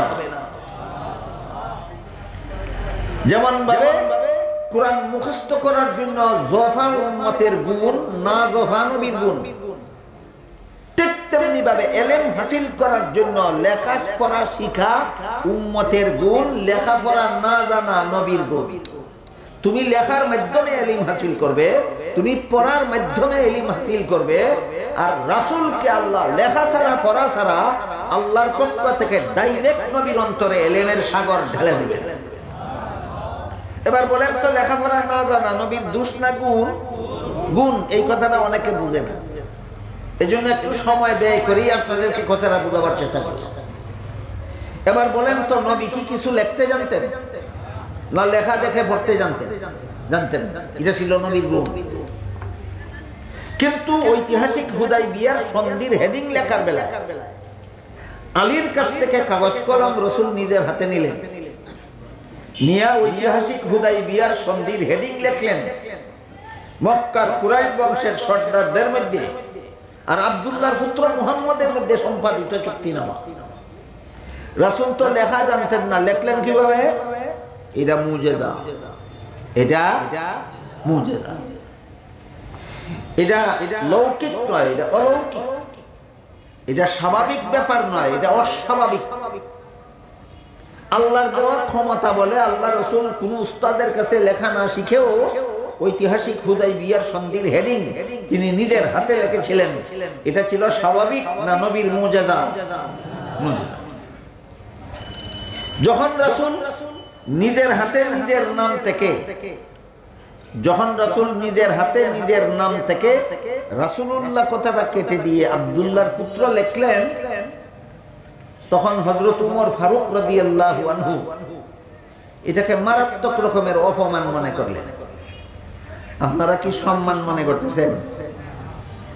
নবীর নাম থেকে রাসূলুল্লাহ শব্দ কেটে দিয়ে আব্দুল্লাহর পুত্র লেখাটা কি আপনারা সম্মানজনক মনে করতেছেন? হযরত উমর দারুণভাবে অপমানজনক মনে করলেন। আর এতক্ষণের একতরফা শর্তগুলি যে রাসূল মেনে নিচ্ছিলেন বিনা প্রতিবাদে, উমর সহ সমস্ত সাহাবাগণের অসহ্য লাগছিল। শুধু একজনের অসহ্য লাগছিল না, তিনি ছিলেন হযরত আবু বকর সিদ্দিক রাদিয়াল্লাহু আনহু। এই ১৫০০ সাহাবায়ে কেরামের কাফেলায় আবু বকরও ছিলেন, উমরও ছিলেন। আবু বকরের কোন রকমের আপত্তি ছিল না, রাসূল যা করতেছেন আল্লাহর হুকুমই করতেছেন, আমরা শুধু সন্তুষ্ট থাকলেই। কিন্তু উমর ভাবতেছিলেন এদের সাথে এত নতি স্বীকারমূলক শর্ত মানার দরকার কি? এরা এই ৬ বছরের ভিতরে কত যুদ্ধই আমাদের সাথে করলো, সবগুলি যুদ্ধে পরাজিত হলো। আজকেও যদি আমরা এই নতি স্বীকার করে এদের কাছে শান্তি চুক্তি করতে না যাই, যুদ্ধ হবে, নিশ্চিতভাবে আমরা যুদ্ধে জয় করব। সুতরাং এই চুক্তির দরকার কি? এই আপত্তি ছিল সমস্ত সাহাবাগণের, শুধু একজনের আপত্তি ছিল না, তিনি ছিলেন হযরত আবু বকর সিদ্দিক রাদিয়াল্লাহু আনহু। সমস্ত সাহাবাগণের মধ্যে আপত্তি থাকলেও তারা কিছু বলার সাহস করতে পারতেছিলেন না। রাসূল মেনে নিচ্ছেন, বলবেন কে কি বলার সাহস করবেন? কিন্তু যখন নিজের হাতে আল্লাহ রাসূল মুহাম্মদ নাম থেকে রাসূলুল্লাহ কেটে দিয়ে আব্দুল্লাহর পুত্র লিখলেন, তখন উমর আর না বলে ধৈর্য ধারণ করতে পারলেন না। উমর নবীজির সামনে এসে দাঁড়ালেন, দাঁড়িয়ে জিজ্ঞাসা করলেন, ওগো আল্লাহর রাসূল, আমি দুই একটা কথা আপনার কাছে জানতে চাই, অনুমতি পাই। রাসূল বলেন, বলো কি জানতে চাও? উমর বলেন, আপনি কি সত্যই আল্লাহর রাসূল? রাসূল বলেন, হ্যাঁ। উমর বলেন, আমরা যারা আপনাকে রাসূলুল্লাহ মেনে নিয়েছি, আমরা কি সঠিক পথে আছি? রাসূল বলেন, হ্যাঁ। উমর বলেন, যারা আপনাকে রাসূলুল্লাহ মানে না, এরা কি বাতিল পন্থী নয়? রাসূল বলেন, হ্যাঁ। প্রশ্নোত্তর বুঝতেছেন আপনারা? শেষ পর্যন্ত উমর প্রশ্ন করে বসলেন, আপনি যে স্বপ্নে দেখেছিলেন নিরাপদে আমরা মক্কায় প্রবেশ করতেছি, মনে আছে? বাধা বিঘ্নের সম্মুখীন হয়েছি না নিরাপদে? আপনি যে স্বপ্নে দেখেছিলেন নিরাপদে মক্কায় প্রবেশ করেছি, স্বপ্ন কি সত্য দেখেছিলেন? এখনকার প্রশ্নটা বাদে কিনা? এখনকার প্রশ্নটা অন্তরে রেখাপাত করে কিনা? রাসূল দেখলেন এতক্ষণ পর্যন্ত উমর স্বাভাবিক প্রশ্ন করেছে, এই জন্য রাসূল স্বাভাবিক জবাব দিয়েছে।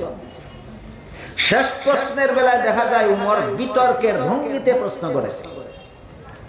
রাসূল স্বপ্নে দেখেছেন সাহাবাদেরকে নিয়ে নিরাপদে মক্কায় প্রবেশ করেছেন, অথচ এই স্বপ্ন পালন করতে গিয়ে সামনে দেখা যায় বাধার সম্মুখীন হয়েছি। আপনি স্বপ্নে দেখলেন নিরাপদে প্রবেশ করেছি, এখন যদি বাধার সম্মুখীন হইলাম, তাহলে স্বপ্ন আপনি সত্য দেখলেন না, সঠিক দেখলেন না ভুল দেখলেন? প্রশ্নটা বিতর্কের ভঙ্গিতে হয়ে গেল না? এবার রাসূলও স্বাভাবিক জবাব না দিয়ে বিতর্কের ভঙ্গিতে জবাব দিল। রাসূল বলেন, ও উমর, আমার স্বপ্নটাই এই বছরেই ফলবে এমন কথা কি আমি তোমাকে বলেছি? আমার স্বপ্নটা এই বছরেই বাস্তবায়ন হবে এমন কথা কি আমি তোমাকে বলেছি? যদি আমি তোমাকে বলতাম যে আমার স্বপ্নটা এবারেই বাস্তবায়িত হবে, তাহলে তোমার প্রশ্ন করা উচিত হইতো, বাস্তবায়ন হইল না কেন? আমি তো এই বছরেই বাস্তবায়ন হবে এটা তো বলি নাই, কাজে আমাকে কেন প্রশ্ন করলে তুমি আমি স্বপ্ন সত্য দেখেছি কিনা? তর্কে উমর হেরে গেলেন। তর্কে উমর জিতলেন না হারিয়ে গেলেন? হারিয়ে যাওয়ার কারণে মনের দুঃখ মনেই নিল, কিন্তু আর কোনো কথা বলার সাহস বাকি রইল। অন্যান্য সাহাবায়ে কেরামের তো আগের থেকেই কথা বলার সাহস নাই। উমর কিছু কথা বলেছিলেন, কিন্তু তর্কে হারিয়ে গেলেন। তর্কে হারিয়ে যাওয়ার কারণে উমরেরও আর কোনো কথা বলার সাহস নাই। এই অবস্থায় বাহ্যিক দৃষ্টিতে এমন অপমানজনক শর্তগুলি মেনে নিয়ে সন্ধি চুক্তি স্বাক্ষর করে রাসূল করিম সাল্লাল্লাহু আলাইহি ওয়াসাল্লাম হুদাইবিয়া নামক স্থান থেকে মদিনার পথে ফিরে যাচ্ছিলেন। সাহাবায়ে কেরামের মনে বড় খুশি না দুঃখ? কিসের দুঃখ? এতগুলি একতরফা শর্ত মানতে বাধ্য করলো, শেষ পর্যন্ত মুহাম্মাদুর রাসূলুল্লাহ লিখতে দিল না।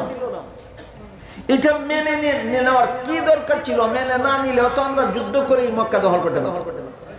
এই দুঃখে, এই দুঃখ ভরা অন্তর নিয়ে প্রায় ১৫০০ সাহাবায়ে কেরাম রাসূলের সাথে যখন মদিনায় ফিরে যাচ্ছিলেন, তখন আল্লাহ পাক রব্বুল আলামিন এই সূরা নাযিল করলেন। সূরাতুল ফাতহে নাযিল করে সূরার ২৯ নম্বর আয়াতের প্রথমেই বলেন মুহাম্মাদুর রাসূলুল্লাহ। মুহাম্মাদুর রাসূলুল্লাহ এর মর্ম হলো, হে আমার নবীর সাহাবাগণ, 10 বছর মেয়াদী চুক্তিনামায় মুহাম্মাদুর রাসূলুল্লাহ লিখতে দিল না, এই জন্য তোমাদের মনে বড় দুঃখ। আমি চিরস্থায়ী কোরআনে নাযিল করে দিলাম মুহাম্মাদুর রাসূলুল্লাহ। 10 বছর মেয়াদী কাগজে মুহাম্মাদুর রাসূলুল্লাহ লেখা থাকাটা বেশি ভালো হইতো না যে কোরআন কিয়ামত পর্যন্ত দুনিয়ায় থাকবে সেই কোরআনে মুহাম্মাদুর রাসূলুল্লাহ লেখা থাকাটা বেশি ভালো হইল? এই পদ্ধতিতে আল্লাহ পাক রব্বুল আলামিন সাহাবায়ে কেরামের মনের দুঃখ ধুয়ে মুছে দূর করে দিয়ে এই আয়াত নাযিল করে বলেন মুহাম্মাদুর রাসূলুল্লাহ। এই হলো মুহাম্মাদুর রাসূলুল্লাহ আয়াতের শানে নুজুল। এতক্ষণে আমি আপনাদেরকে এই সূরা বা বিশেষ করে এই আয়াতের শানে নুজুলটা বোঝাবার চেষ্টা করেছি। আপনারা কি একটু বুঝতে পেরেছেন? ঐতিহাসিক হুদাইবিয়ার সন্ধির চুক্তিনামার হেডিংয়ে মক্কার কুরাইশ বংশের মূর্তি পূজারীরা মুহাম্মদ নামের সাথে রাসূলুল্লাহ লিখতে দেয়নি, আর রাসূল তাই মেনে নিয়েছিলেন। এজন্য সাহাবায়ে কেরামের মনে বড় দুঃখ ছিল। আল্লাহ পাক রব্বুল আলামিন কুরআনের আয়াতের মধ্যে মুহাম্মাদুর রাসূলুল্লাহ নাযিল করে সাহাবাদের মনের দুঃখ ধুয়ে মুছে দূর করে দিলেন। 10 বছর মেয়াদী কাগজে মুহাম্মাদুর রাসূলুল্লাহ লিখতে দিল না, এজন্য তোমাদের মনে দুঃখ। আমি চিরস্থায়ী কুরআনে মুহাম্মাদুর রাসূলুল্লাহ কথা নাযিল করে দিলাম। কিয়ামত পর্যন্ত সারা দুনিয়ার লক্ষ লক্ষ কোটি কোটি মুসলমান কুরআন তেলাওয়াতে বলবে মুহাম্মাদুর রাসূলুল্লাহ।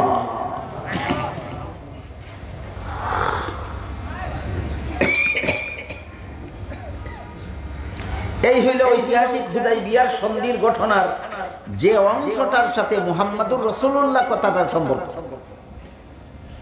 সেই অংশটা এবং এই কথাটা আপনাদের সামনে তুলে ধরি। সূরাতুল ফাতহের 29 নম্বর আয়াতের শুরুতে আল্লাহ এই কারণে মুহাম্মাদুর রাসূলুল্লাহ কথাটা উল্লেখ করে এই আয়াত নাযিল করেছেন। তারপরে আল্লাহ বলেন মুহাম্মাদুর রাসূলুল্লাহি ওয়াল্লাযীনা মাহু আশিদ্দাউ আলাল কুফফারি রুহামাউ বাইনাহুম। মুহাম্মাদুর রাসূলুল্লাহ এবং তার সঙ্গী সাথীগণ। এতক্ষণ মুহাম্মাদুর রাসূলুল্লাহ কেন আল্লাহ আয়াত নাযিল করলেন, এই কথার শানে নুজুল আলোচনা হলো। এবার মুহাম্মাদুর রাসূলুল্লাহ বলার সাথে সাথেই আল্লাহ যে বললেন মুহাম্মাদুর রাসূলুল্লাহর সঙ্গী সাথীগণ, এই ব্যাপারে কিছু আলোচনার দরকার। সূরার প্রথম দিকের 2-1টা আয়াত যখন মুহাম্মাদুর রাসূলুল্লাহ সম্পর্কে আল্লাহ নাযিল করলেন, আল্লাহ বলেন ইন্না ফাতাহনা লাকা ফাতহাম মুবিনা লিয়াগফিরা লাকাল্লাহু মা তাকাদ্দামা মিন যামবিকা ওয়া মা তাআখার ওয়া ইউতিম্মা নি'মাতাহু আলাইকা ওয়া ইয়াহদিয়াকা সিরাতাম মুস্তাকিমা ওয়া ইয়ানসুরাকাল্লাহু নাসরান আজিজা। এই তিনটা আয়াত যখন নাজিল করলেন, নাজিল করে আল্লাহ বলেন, হে মুহাম্মদুর রাসূলুল্লাহ সাল্লাল্লাহু আলাইহি ওয়াসাল্লাম, হুদাইবিয়ার সন্ধির মাধ্যমে আমি আপনাকে প্রকাশ্য বিজয় দান করলাম। এটা হলো সূরাতুল ফাতহের প্রথম আয়াত। এই প্রথম আয়াতটা যখন নাজিল হইল, উমর আবারও অধৈর্য হয়, উমর আবারও অধৈর্য হয়, ধৈর্য হয়ে আবার নবীর সামনে আসছে, আচ্ছা বললেন, ওগো আল্লাহর রাসূল, অনুমতি চাইলে আমি দুই একটা কথা বুঝতে চাই। কি বুঝতে চাও? উমর বলেন, মুহাম্মদ নামের সাথে রাসূলুল্লাহ লিখতে দিলেন। আরো আরো কত একতরফা প্রস্তাব আমাদেরকে মানতে বাধ্য করলো, কত অপমানজনক শর্ত আমাদেরকে মানতে বাধ্য করলো, আর আপনি মেনে নিলেন বলে আমরা কোনো আপত্তি করলাম না। এই হইল হুদাইবিয়ার সন্ধি। আর আল্লাহ বলেন, এই সন্ধিটা প্রকাশ্য বিজয়। এরকম অপমানের নাম প্রকাশ্য বিজয় কিভাবে হয়? উমরের প্রশ্নগুলি কি আপনারা বুঝতে পারতেছেন?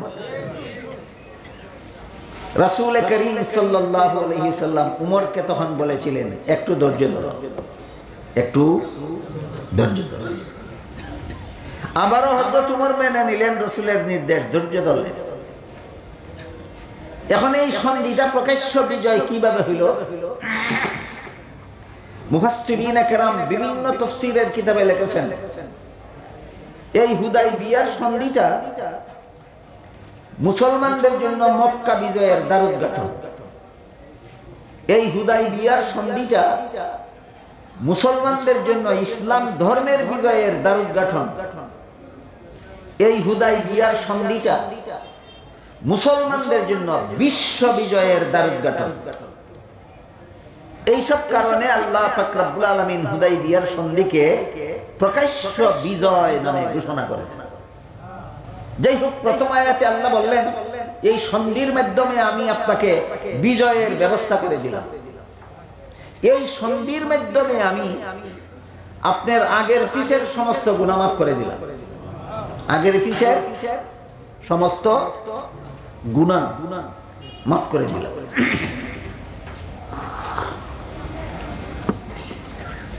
আপনারা বলুন তো, আপনাদের আকীদা বিশ্বাস মতে কোন নবী রাসূল কি জীবনে কোনোদিন গুনাহ করেন?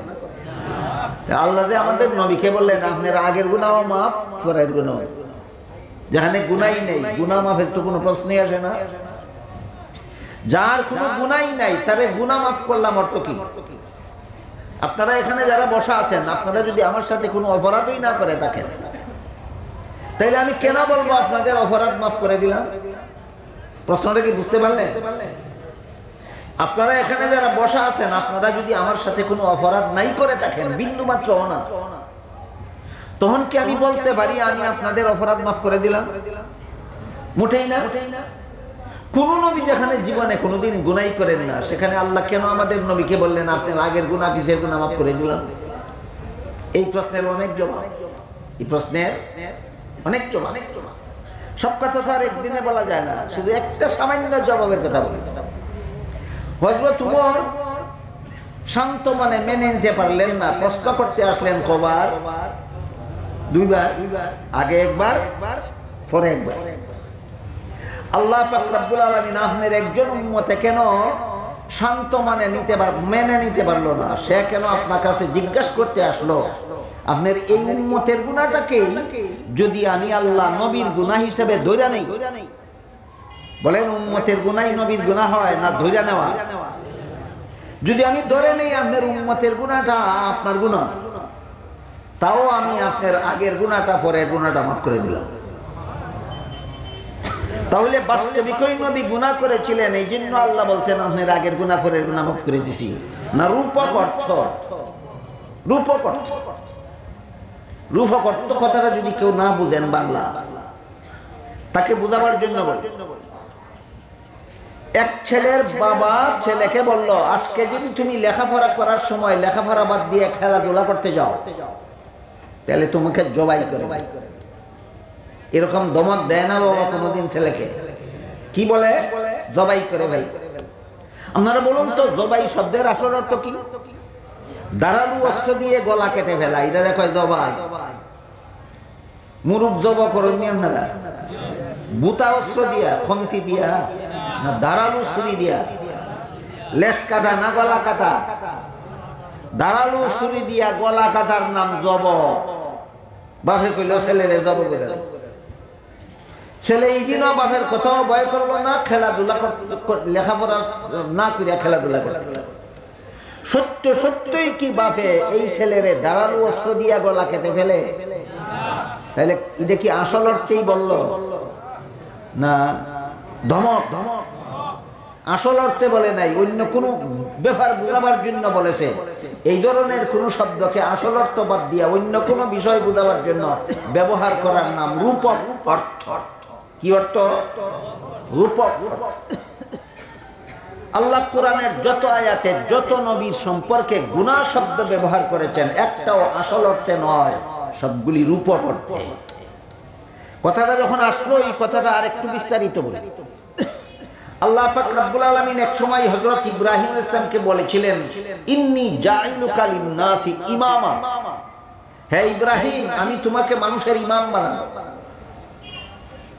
মুফাসসিরিনে কেরাম আয়াতের ব্যাখ্যায় লিখেছেন, মানুষের ইমাম হয়, আল্লাহর বিধান মতে মানুষের ইমাম হয় দুই দল ব্যক্তি। এক দল হইল নবীগণ, আর এক দল হইল আলেমগণ। যে নবীও না আলেমও না, সে মানুষের ইমাম হওয়ার যোগ্য নয়। বুঝা থাকতে বলুন তো, মানুষের ইমাম হওয়ার যোগ্য কত দল?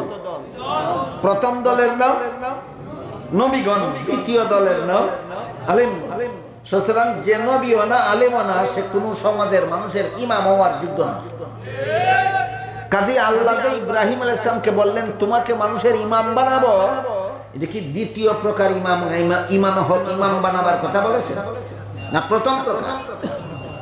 প্রথম প্রকার ইমাম মানে নবী। সারমর্ম দাঁড়াইলো, আল্লাহ ইব্রাহিম আলাইহিস সালামকে বললেন আমি তোমাকে নবী বানাবো। তখন ইব্রাহিম আলাইহিস সালাম আল্লাহর কাছে দরখাস্ত করলেন, ওয়া মিন যুররিয়াতি, হে আল্লাহ, শুধু আমাকে নয় আমার আওলাদদেরকেও নবী বানান, আমার পরবর্তী বংশধরদেরকে, আমার নেক্সট জেনারেশনকেও নবী বানান। আল্লাহ বললেন না, বংশ অনুপাতে আমি নবী বানাই না। নবীর বংশে যারা জন্ম হবে সবাইকে আমি নবী বানাবো এমন কোনো নিয়ম নাই। বরং আমার নবী বানাবার নিয়ম আর একটা, অন্যটা। সেটাও আল্লাহ পরিষ্কার করে বলে দিলেন, আমার নবী বানাবার নিয়ম হইল লা ইয়ানালু আহদিজ জালিমিন, যারা গুনাহ করে এদেরকে আমি নবী বানাই না, আর যাদেরকে নবী বানাই এরা জীবনে কোনোদিন গুনাহ করে না। আল্লাহর নবী বানানোর নিয়ম হইল নবীর বংশে জন্ম হওয়া, না আজীবন বেগুনাহ হওয়া। কি বুঝলেন এই আয়াতের ব্যাখ্যায়? ইব্রাহিম আলাইহিস সালাম সংক্রান্ত আল্লাহর কথাবার্তার দ্বারা কি বুঝলেন? নবীর বংশে জন্ম হওয়াটা নবী বানানোর নীতি, না আজীবন বেগুনাহ হওয়া নবী বানানোর চিরস্থায়ী নীতি? এটা সামগ্রিক নীতি, স্থায়ী নীতি। আল্লাহ বলেন কোন সময়ও কোন ব্যক্তিকেও আমি, এমন কোন ব্যক্তিকেও আমি নবী বানাবো না যে জীবনে কোনো না কোনো দিন গুনাহ করে। যে কোনো সময় যে কোনো ব্যক্তিকে আমি নবী বানাবো সে হবে আজীবন বেগুনাহ। আজীবন বেগুনাহ হওয়াটা যে সমস্ত নবী রাসূলগণের জন্য আল্লাহ স্থায়ী একটা মূল নীতি নির্ধারণ করে দিলেন। আল্লাহর নির্ধারিত মূল নীতি অনুপাতে কোনো সময় কোনো গুনাহগারকে নবী বানাবেন না, কখনো কোনো গুনাহগারকে আল্লাহ নবী বানাবেন না। এটা কি এক দুইজন নবীর বেলায়, না সামগ্রিক নীতিমালা? সমস্ত নবীর বেলায় আল্লাহ নীতি নির্ধারণ করে দিলেন, যে গুনাহ করে তাকে নবী বানাবো না, আর যাকে নবী বানাবো সে জীবনও কোনোদিন গুনাহ করবে না। এটা কি এক দুইজনের ব্যতিক্রম কথা, না সকল নবীর বেলায় মূল নীতি? যেহেতু এটা সকল নবীর বেলায় মূল নীতি, কাজেই আদম নবীর বেলায় যদি গুনাহ শব্দ পাওয়া যায়, মুহাম্মদুর রাসূলুল্লাহর বেলায় যদি গুনাহ শব্দ পাওয়া যায়, তাহলে এটা সামগ্রিক নীতি নয়, এটা ব্যক্তিগত ক্ষেত্র বিশেষে রূপক অর্থ ধরে নিতে হবে। এইটাই আহলে সুন্নাত ওয়াল জামাতের আদর্শ।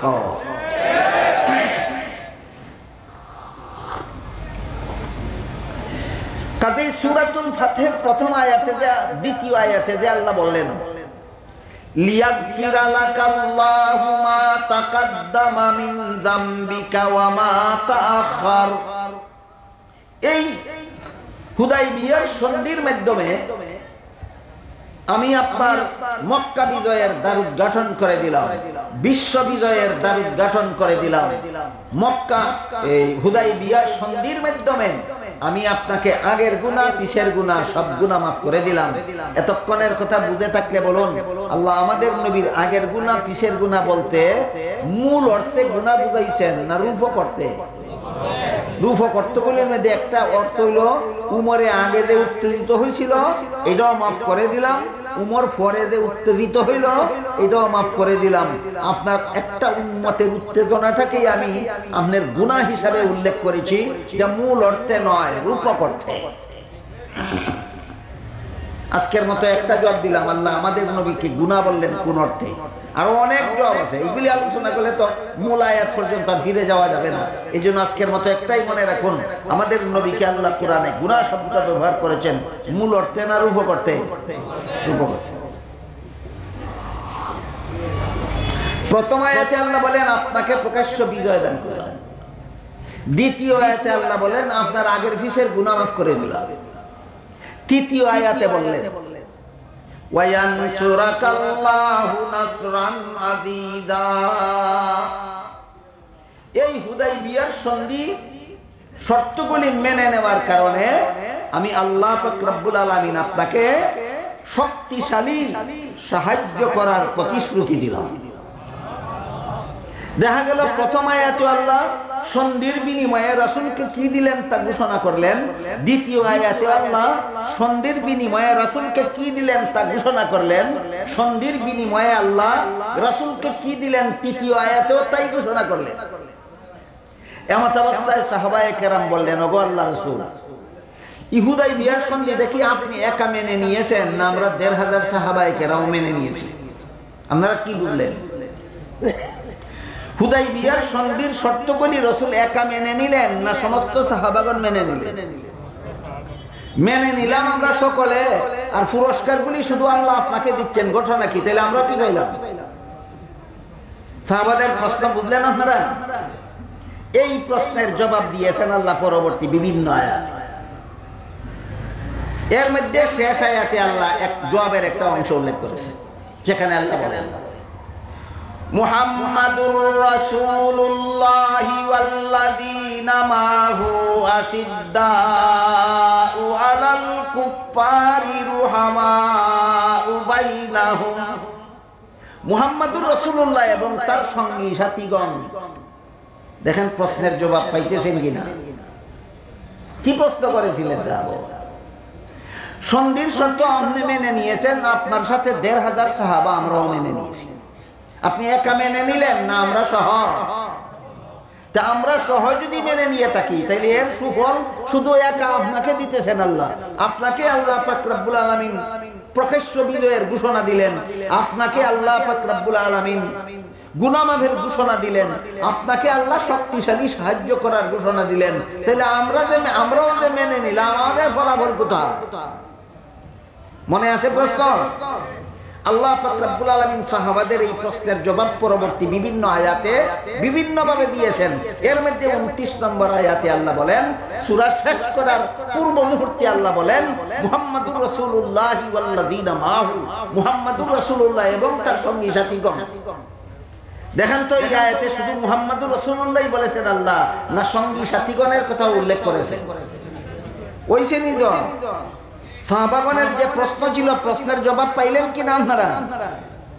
আল্লাহ বলেন মুহাম্মাদুর রাসূলুল্লাহকে আমি ডাইরেক্ট সম্বোধন করেছি, তোমরা যারা যারা তার সাথে উপস্থিত ছিলে ইনডাইরেক্ট তোমরা ওই সমস্ত পুরস্কারের ভাগীদার হবে। এটা হলো ইনডাইরেক্ট, এটা হলো ইনডাইরেক্ট। ইনডাইরেক্ট দেওয়ার কারণে যেহেতু তোমাদের মনে প্রশ্ন জাগলো, এই জন্য আর ইনডাইরেক্ট না, এখন ডাইরেক্টই বলে দিলাম মুহাম্মাদুর রাসূলুল্লাহি ওয়াল্লাযীনা মাহু, মুহাম্মাদুর রাসূলুল্লাহ এবং তার সঙ্গী সাথী তোমরা যারা আছো। এখনো কি সাহাবায়ে কেরামদেরকে আল্লাহ ইনডাইরেক্ট রাখলেন না ডাইরেক্ট করে দিলেন? সাহাবায়ে কেরামদেরকে আল্লাহ রাসূলের সাথে ডাইরেক্ট করে দিয়ে বলেন মুহাম্মাদুর রাসূলুল্লাহি ওয়াল্লাযীনা মাহু, মুহাম্মাদুর রাসূলুল্লাহ এবং তার সঙ্গী সাথীগণ যারা। এবার আমরা বোঝার চেষ্টা করি মুহাম্মাদুর রাসূলুল্লাহর সঙ্গী সাথীগণ কারা। কারো আগে থেকে জানা থাকলে একটু দয়া করে বলে ফেলুন, মুহাম্মদুর রাসূলুল্লাহর সঙ্গী সাথী কারা? একমাত্র সাহাবায়ে কেরাম, একমাত্র সাহাবায়ে কেরাম। মুহাম্মদুর রাসূলুল্লাহ এবং তার সঙ্গী সাথীগণ, অর্থাৎ মুহাম্মদুর রাসূলুল্লাহ এবং তার সাহাবায়ে কেরাম। মুহাম্মদুর রাসূলুল্লাহর সঙ্গী সাথীগণ হলেন একমাত্র সাহাবায়ে কেরাম। সাহাবাগণ যে প্রশ্ন করেছিলেন রাসূলের কাছে, দেখুন তো প্রশ্নের জবাব পরিষ্কার হইল কিনা? পরিষ্কার। কিন্তু এখানে একটা প্রশ্ন হতে পারে যে মুহাম্মদুর রাসূলুল্লাহ যদি আরবি গ্রামার মতো মাতুফ আলাইহি হয়, ওয়াল্লাযিনা মাহু সাহাবায়ে কেরাম যদি মাতুফ হয়, মাতুফ আলাইহি মিল্লা হয় মুবতাদা, খবর কই? এই প্রশ্ন আলেমরা জানেন, মাদ্রাসার ছাত্ররা বুঝবে, আপনারা কেউ বলবেন। যারা স্কুলে বাংলা ব্যাকরণ বুঝে শুনে পড়ে তাদেরকে বাংলা ব্যাকরণের ভাষায় কইলে বলবে। বাংলা ব্যাকরণের পরিভাষায় কোন বাক্য এমন হয় যার দুইটা অংশ হয়, প্রথম অংশকে বলে উদ্দেশ্য আর দ্বিতীয় অংশকে বলে বিদেয়। মুহাম্মদুর রাসূলুল্লাহ ওয়াল্লাযিনা মাহু যদি উদ্দেশ্য হয় তাহলে বিদেয় গেল কোথায়? যারা ইংলিশ গ্রামার বুঝে তাদের ভাষায় ইংলিশ গ্রামার মতে দুই শব্দে যে সমস্ত, দুই ওয়ার্ডের দ্বারা যে সমস্ত সেন্টেন্স হয়, অনেক সময় এর প্রথমটার নাম হয় গ্রামারের পরিভাষায় সাবজেক্ট আর দ্বিতীয়টার পারিভাষিক নাম হয় প্রেডিকেট। মুহাম্মদুর রাসূলুল্লাহ ওয়াল্লাযিনা মাআহু যদি সাবজেক্ট হয় তাহলে প্রেডিকেট গেল কোথায়?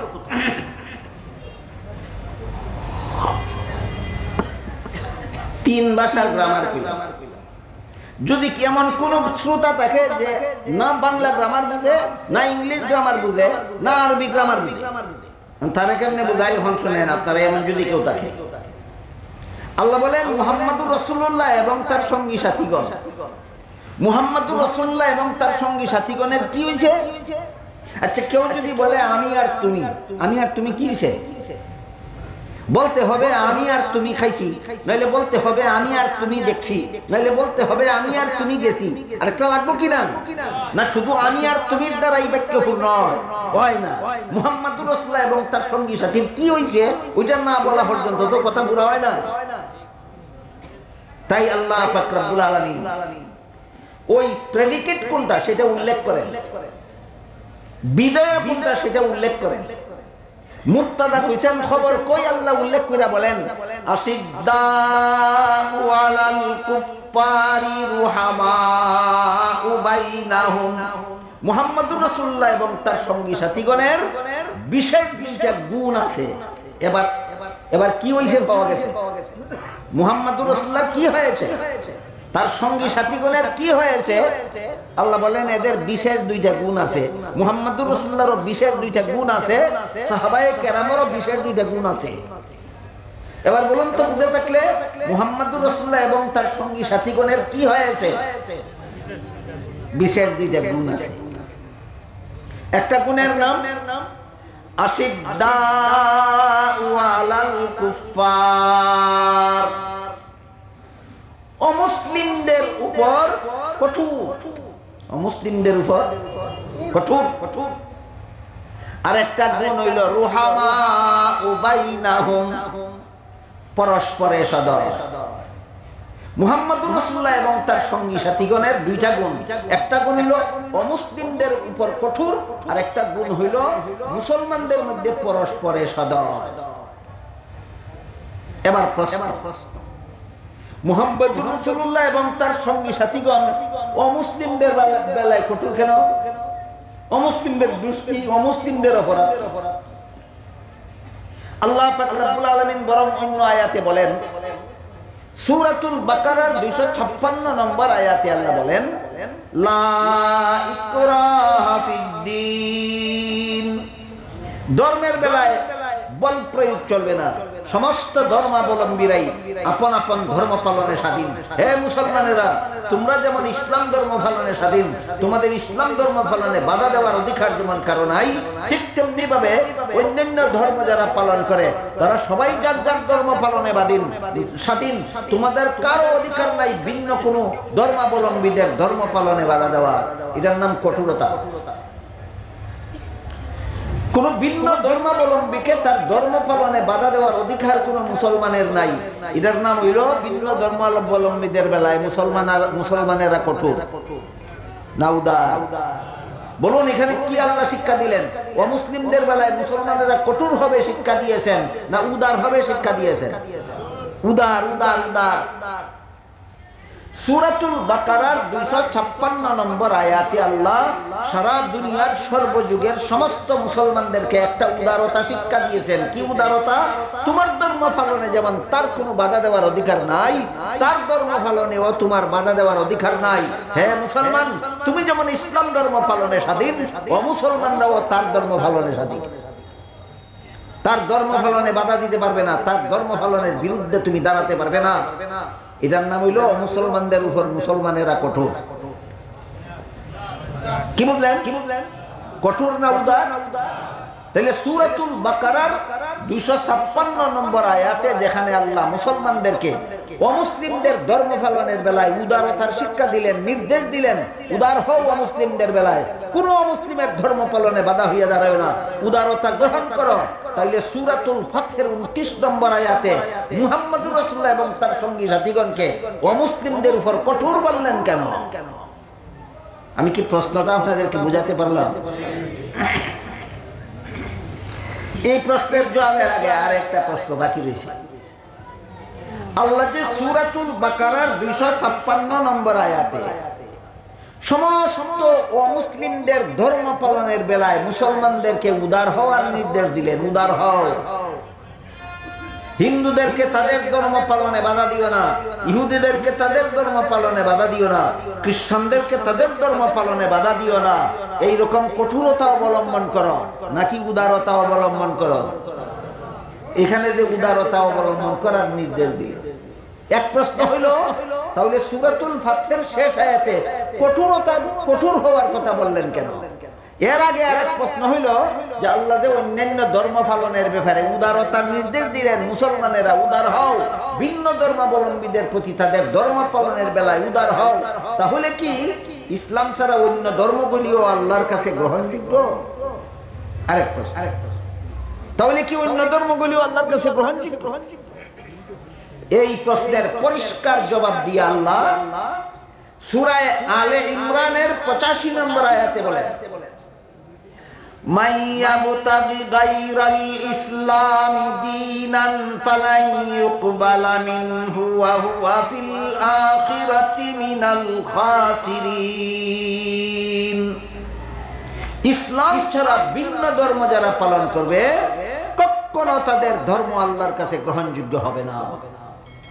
জবাব অস্পষ্ট না সুস্পষ্ট? পরিষ্কার। ইসলাম ছাড়া আর কোন ধর্ম আল্লাহর কাছে গ্রহণযোগ্য নয়। আবার প্রশ্ন, সূরা আলে ইমরানের 85 নম্বর আয়াতে সুস্পষ্টভাবে আল্লাহ ঘোষণা দিলেন একমাত্র ইসলাম ছাড়া আর কোন ধর্ম আল্লাহর কাছে গ্রহণযোগ্য নয়।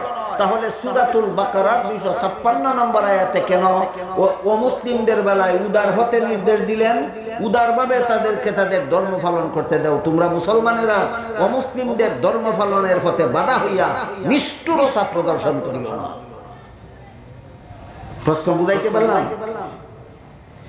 অন্য ধর্মাবলম্বীদেরকে ধর্ম পালনের স্বাধীনতাই যদি দিলেন তাহলে গ্রহণযোগ্য হবে না কেন? আর গ্রহণযোগ্যই যদি হবে না তাহলে স্বাধীনতা দিলেন কেন? প্রশ্ন বুঝলেন কিনা? যে সহজ প্রশ্ন নয়, অত্যন্ত কঠিন প্রশ্ন। এই জন্য আমি সহজে বোঝার জন্য একটা উদাহরণ দিতে চাই। আমি বিগত বৎসরগুলিতে আপনাদেরকে এই প্রশ্নের বিস্তারিত জবাব শোনাইছি, বুঝাইছি। যারা ছিলেন না অথবা যাদের মনে নাই তাদের জন্য আবার বলছি। এটা অত্যন্ত কঠিন প্রশ্ন। এই প্রশ্নের জবাব না জানার কারণে বর্তমান সমাজের বহু মুসলমান ভিন্ন ধর্মকে সঠিক বিশ্বাস করে নিজের ঈমান ধ্বংস করে ফেলছে।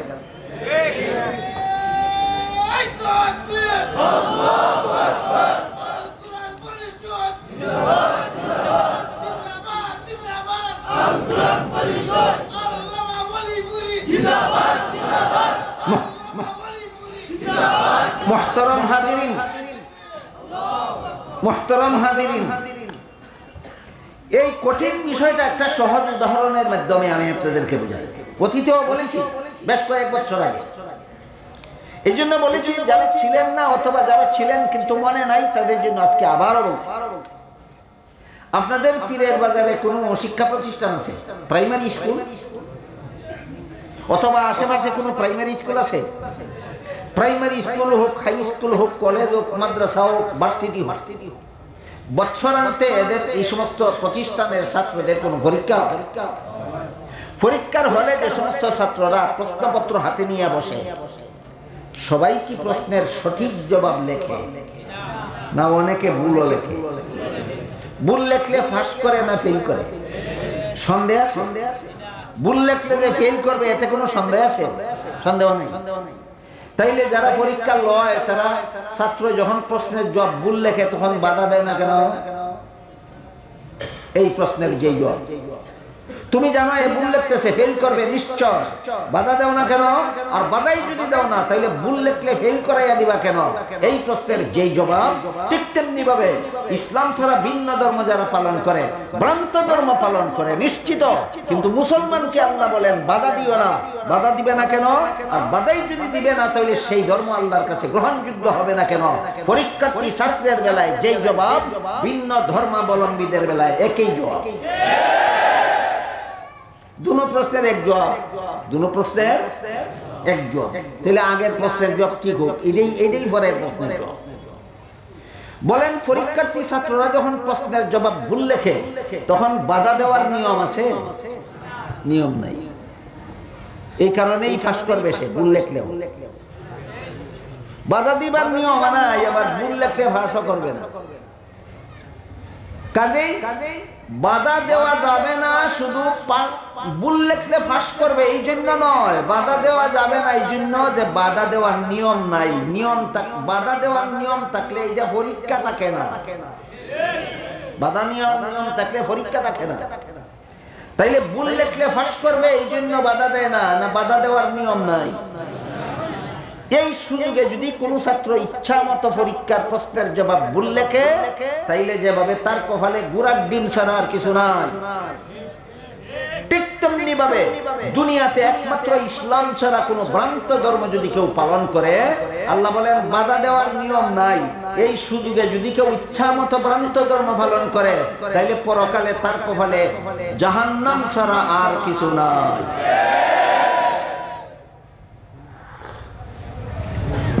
এবার বলুন, ভিন্ন ধর্মাবলম্বীদের ধর্ম পালন আল্লাহর কাছে গ্রহণযোগ্য বিশ্বাস করে আমরা সাম্প্রদায়িক সম্প্রীতি রক্ষা করব, না তার ধর্ম পালনে বাধা না দিয়া সাম্প্রদায়িক সম্প্রীতি রক্ষা করব? যারা সাম্প্রদায়িক সম্প্রীতির নামে ভিন্ন ধর্মকে আল্লাহর কাছে গ্রহণযোগ্য মনে করে, এরা সাম্প্রদায়িক সম্প্রীতির অর্থ গুড়ার ডিমও বুঝে না। এই জন্য আপনাদের বোঝা দরকার, গুড়ার ডিম নিয়ে যায় না তফসির থেকে। আপনাদের বোঝা দরকার সাম্প্রদায়িক সম্প্রীতির অর্থ এই নয় যে আমি ইসলাম ছাড়া অন্য কোনো ধর্মকে সঠিক মনে করব, এটার নাম সাম্প্রদায়িক সম্প্রীতি নয়। সাম্প্রদায়িক সম্প্রীতি হলো এটার নাম, আমার যেমন ইসলাম ধর্ম পালনের অধিকার আছে তারও ভিন্ন ধর্ম পালনের অধিকার আছে। স্টেজটারে আপনারা লড়াইলে কাছ থেকে আসা আমার সঙ্গে লড়ে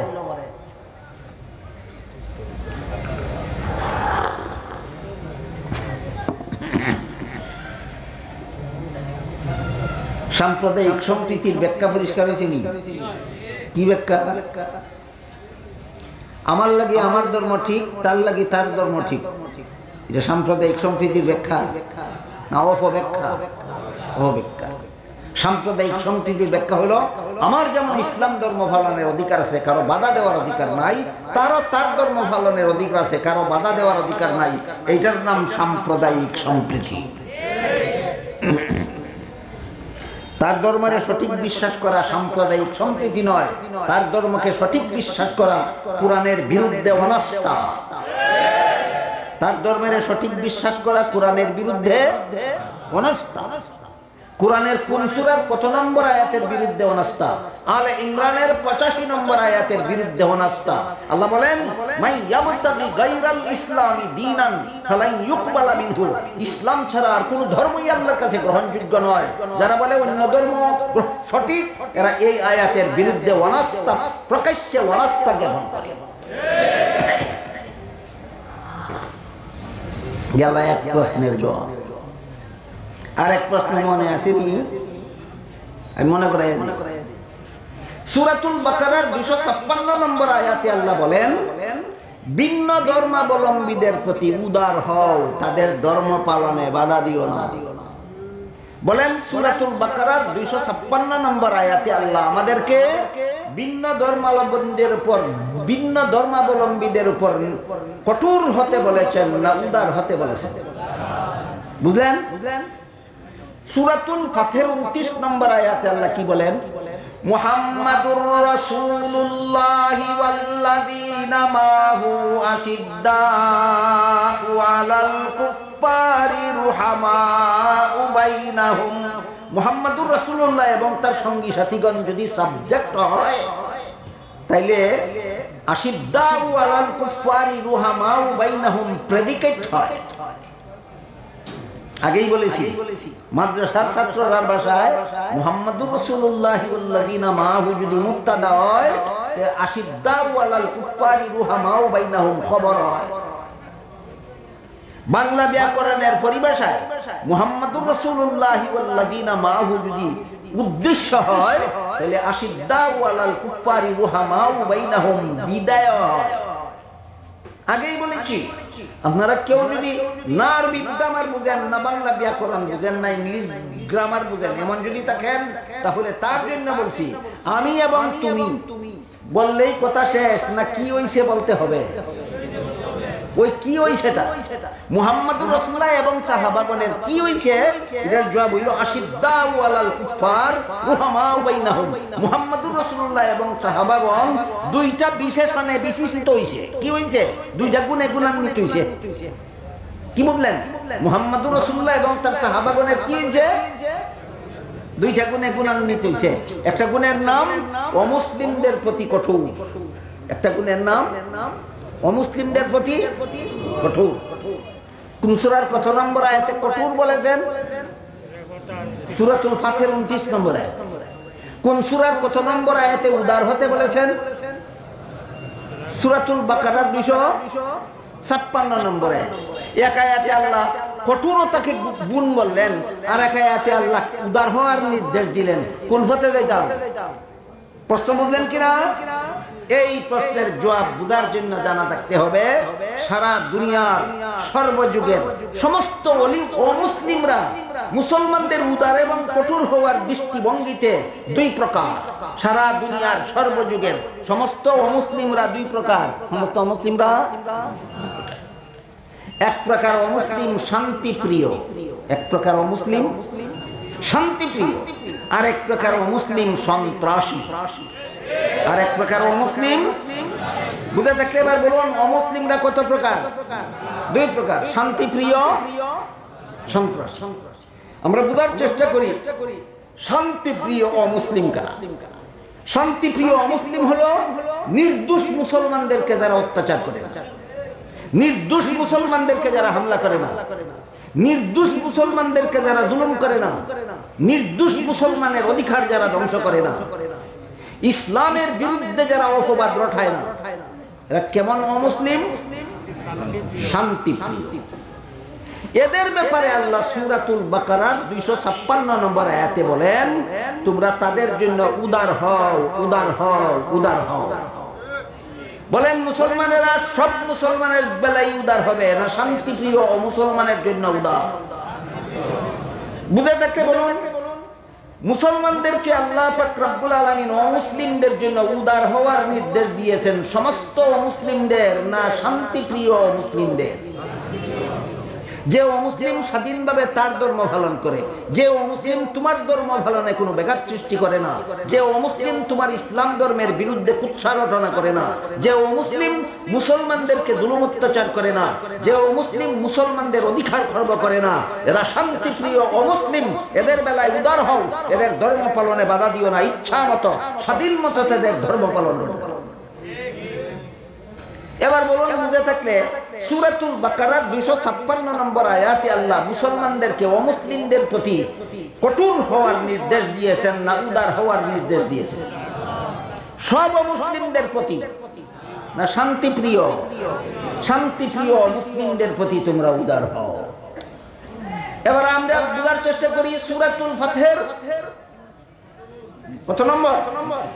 29 নম্বর আয়াতে যে আল্লাহ বলেন, মুহাম্মাদুর রাসূলুল্লাহি ওয়াল্লাযীনা মাহু আশিদ্দাউ আলাল কুফফারি রুহামাউ বাইনাহুম। মুহাম্মাদুর রাসূলুল্লাহ এবং তার সঙ্গী সাথীগণ দুই গুণে গুণান্বিত, দুই বিশেষণে বিশেষিত। প্রথম গুণ হলো তারা অমুসলিমদের প্রতি কঠোর। প্রথম গুণ অমুসলিমদের প্রতি কঠোর। সব মুসলিমদের প্রতি না সন্ত্রাসী? সন্ত্রাসী অমুসলিমদের প্রতি মুহাম্মাদুর রাসূলুল্লাহ কঠোর, সাহাবায়ে কেরাম কঠোর।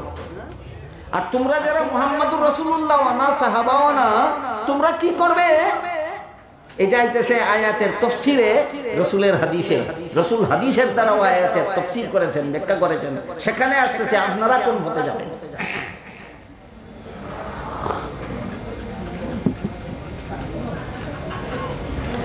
আপনাদেরকে কোনো কথা বুঝতে যেন অসুবিধা না হয়, বোঝার জন্য বাকি না থাকে, কথার কোনো কোনা কানা যেন না অবশিষ্ট না থাকে, এই জন্য আমি আমার সাধ্যমতো সহজ সরল ভাষায় বারবার উল্লেখ করে বুঝাচ্ছি, যেন কোনো ফাঁক ফোকর না থাকে আয়াতের তাফসীর বোঝার ক্ষেত্রে।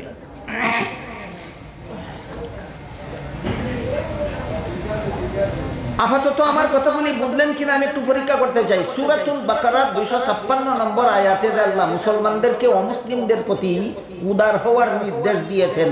সব মুসলিমদের প্রতি না শান্তিপ্রিয়? আর সূরাতুল ফাতহের 29 নম্বর আয়াতের শুরুতেই আল্লাহ বলেছেন মুহাম্মাদুর রাসূলুল্লাহর গুণ, তার সঙ্গী সাথী সাহাবাগণের গুণ হলো এরা অমুসলিমদের প্রতি কঠোর।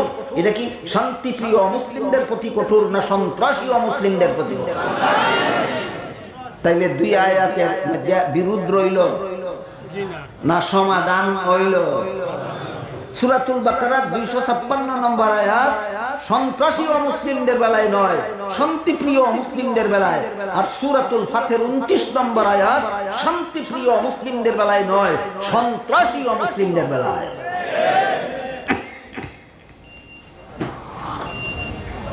এবার আমরা বোঝার চেষ্টা করব সন্ত্রাসী কারা না? দরকার নাই। সন্ত্রাসী কারা? বর্তমান দুনিয়াতে সন্ত্রাস আর সন্ত্রাসী শব্দটার বহু ব্যবহার হয়, অনেক ব্যবহার হয়, খুব বেশি বেশি ব্যবহার হয়, কিন্তু যথাযথ ব্যবহার না হয় অপব্যবহার। সন্ত্রাস এবং সন্ত্রাসী শব্দের ব্যবহার বর্তমান বিশ্বে বেশি বেশি হলেও যথাযথ ব্যবহার না অপব্যবহার। এই অপব্যবহারের অতি সংক্ষেপে একটা আভাস দিচ্ছি আপনাদেরকে যে বর্তমান দুনিয়াতে সন্ত্রাস এবং সন্ত্রাসীদেরকে, সন্ত্রাসী শব্দটাকে যে অপব্যবহার করা হয় তার একটা উদাহরণ দিচ্ছি। 2004 সালের 11 সেপ্টেম্বর বাংলাদেশের ঢাকাস্থ জার্মান দূতাবাসের উদ্যোগে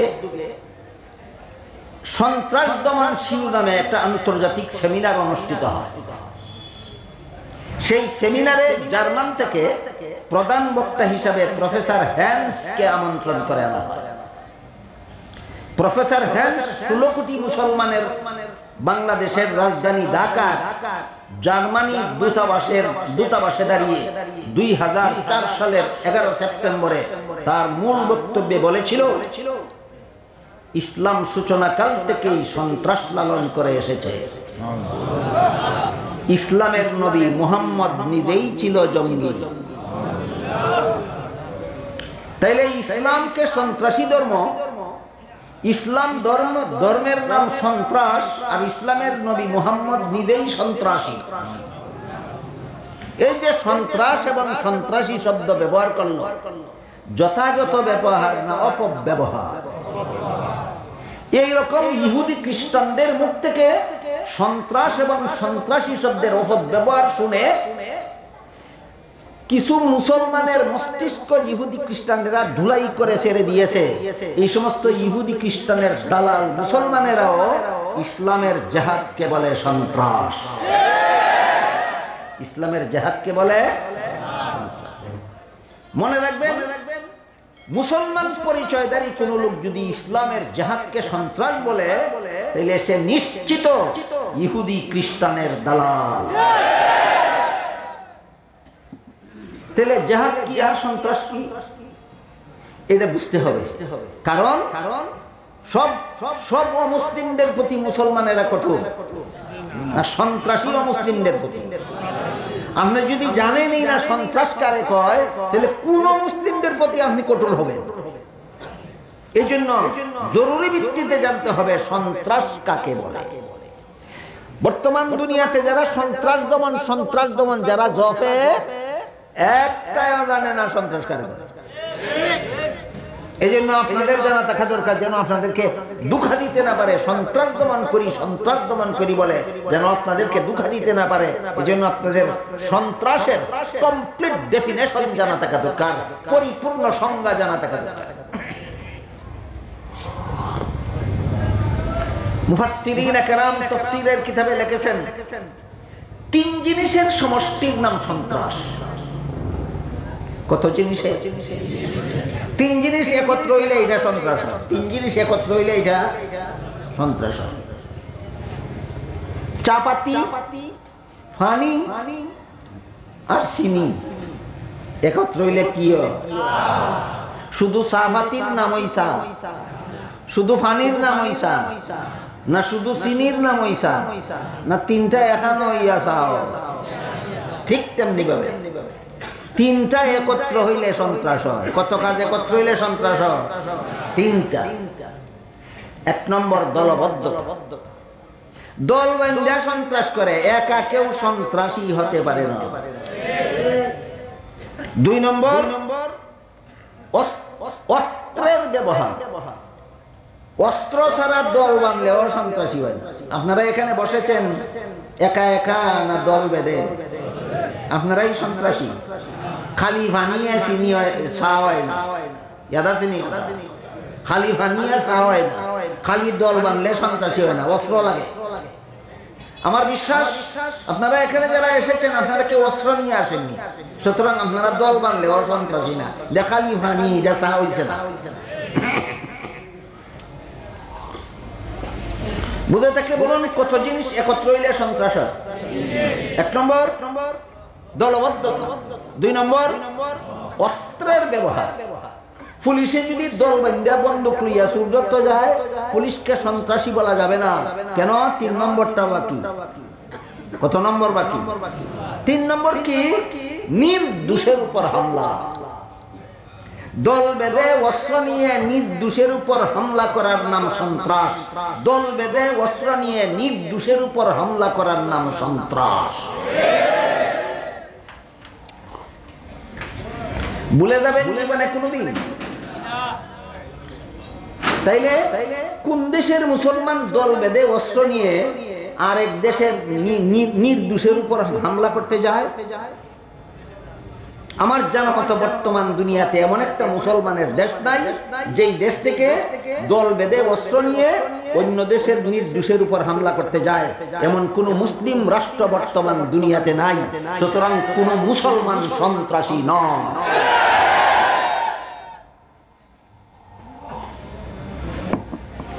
আমেরিকার সেনাবাহিনীর দল বেঁধে অস্ত্র নিয়ে আফগানি মুসলমানদের উপর হামলা করলো, কারণ আফগানি মুসলমানেরা ছিল দোষী না নির্দোষ? সন্ত্রাসী মুসলমান হইল না খ্রিস্টান হইল? আমেরিকান সেনাবাহিনী দল বেঁধে অস্ত্র নিয়ে ইরাকের দোষী মুসলমানের উপর হামলা করতে গিয়েছিল, না নির্দোষ? তাহলে মুসলমান সন্ত্রাসী না খ্রিস্টান সন্ত্রাসী? বর্তমান দুনিয়াতে ইহুদিরা সন্ত্রাসী, বর্তমান দুনিয়ার খ্রিস্টানেরা সন্ত্রাসী, বর্তমান দুনিয়ার কোন মুসলিম রাষ্ট্র সন্ত্রাসী নয়। সন্ত্রাস যখন চিনছেন, এখন জিহাদ ছিল, জিহাদ করে। মুহাম্মদুর রাসূলুল্লাহ সাল্লাল্লাহু আলাইহি ওয়াসাল্লাম কত বছর কুরআন নাযিল শুরু হওয়ার পর থেকে আরো কত বছর মক্কায় ছিলেন? 13 বছর। এই 13 বছর পর্যন্ত সন্ত্রাসীরা দল বেঁধে অস্ত্র নিয়ে নির্দোষ মুসলমানদের উপর জুলুম অত্যাচার চালিয়েছে দীর্ঘ 13টি বছর। আমি আগে বলেছি, এই সন্ত্রাসী দলের নেতা আবু জাহাল বর্ষা হাতে নিয়ে সদল বলে মুসলমানদের উপর হামলা করত।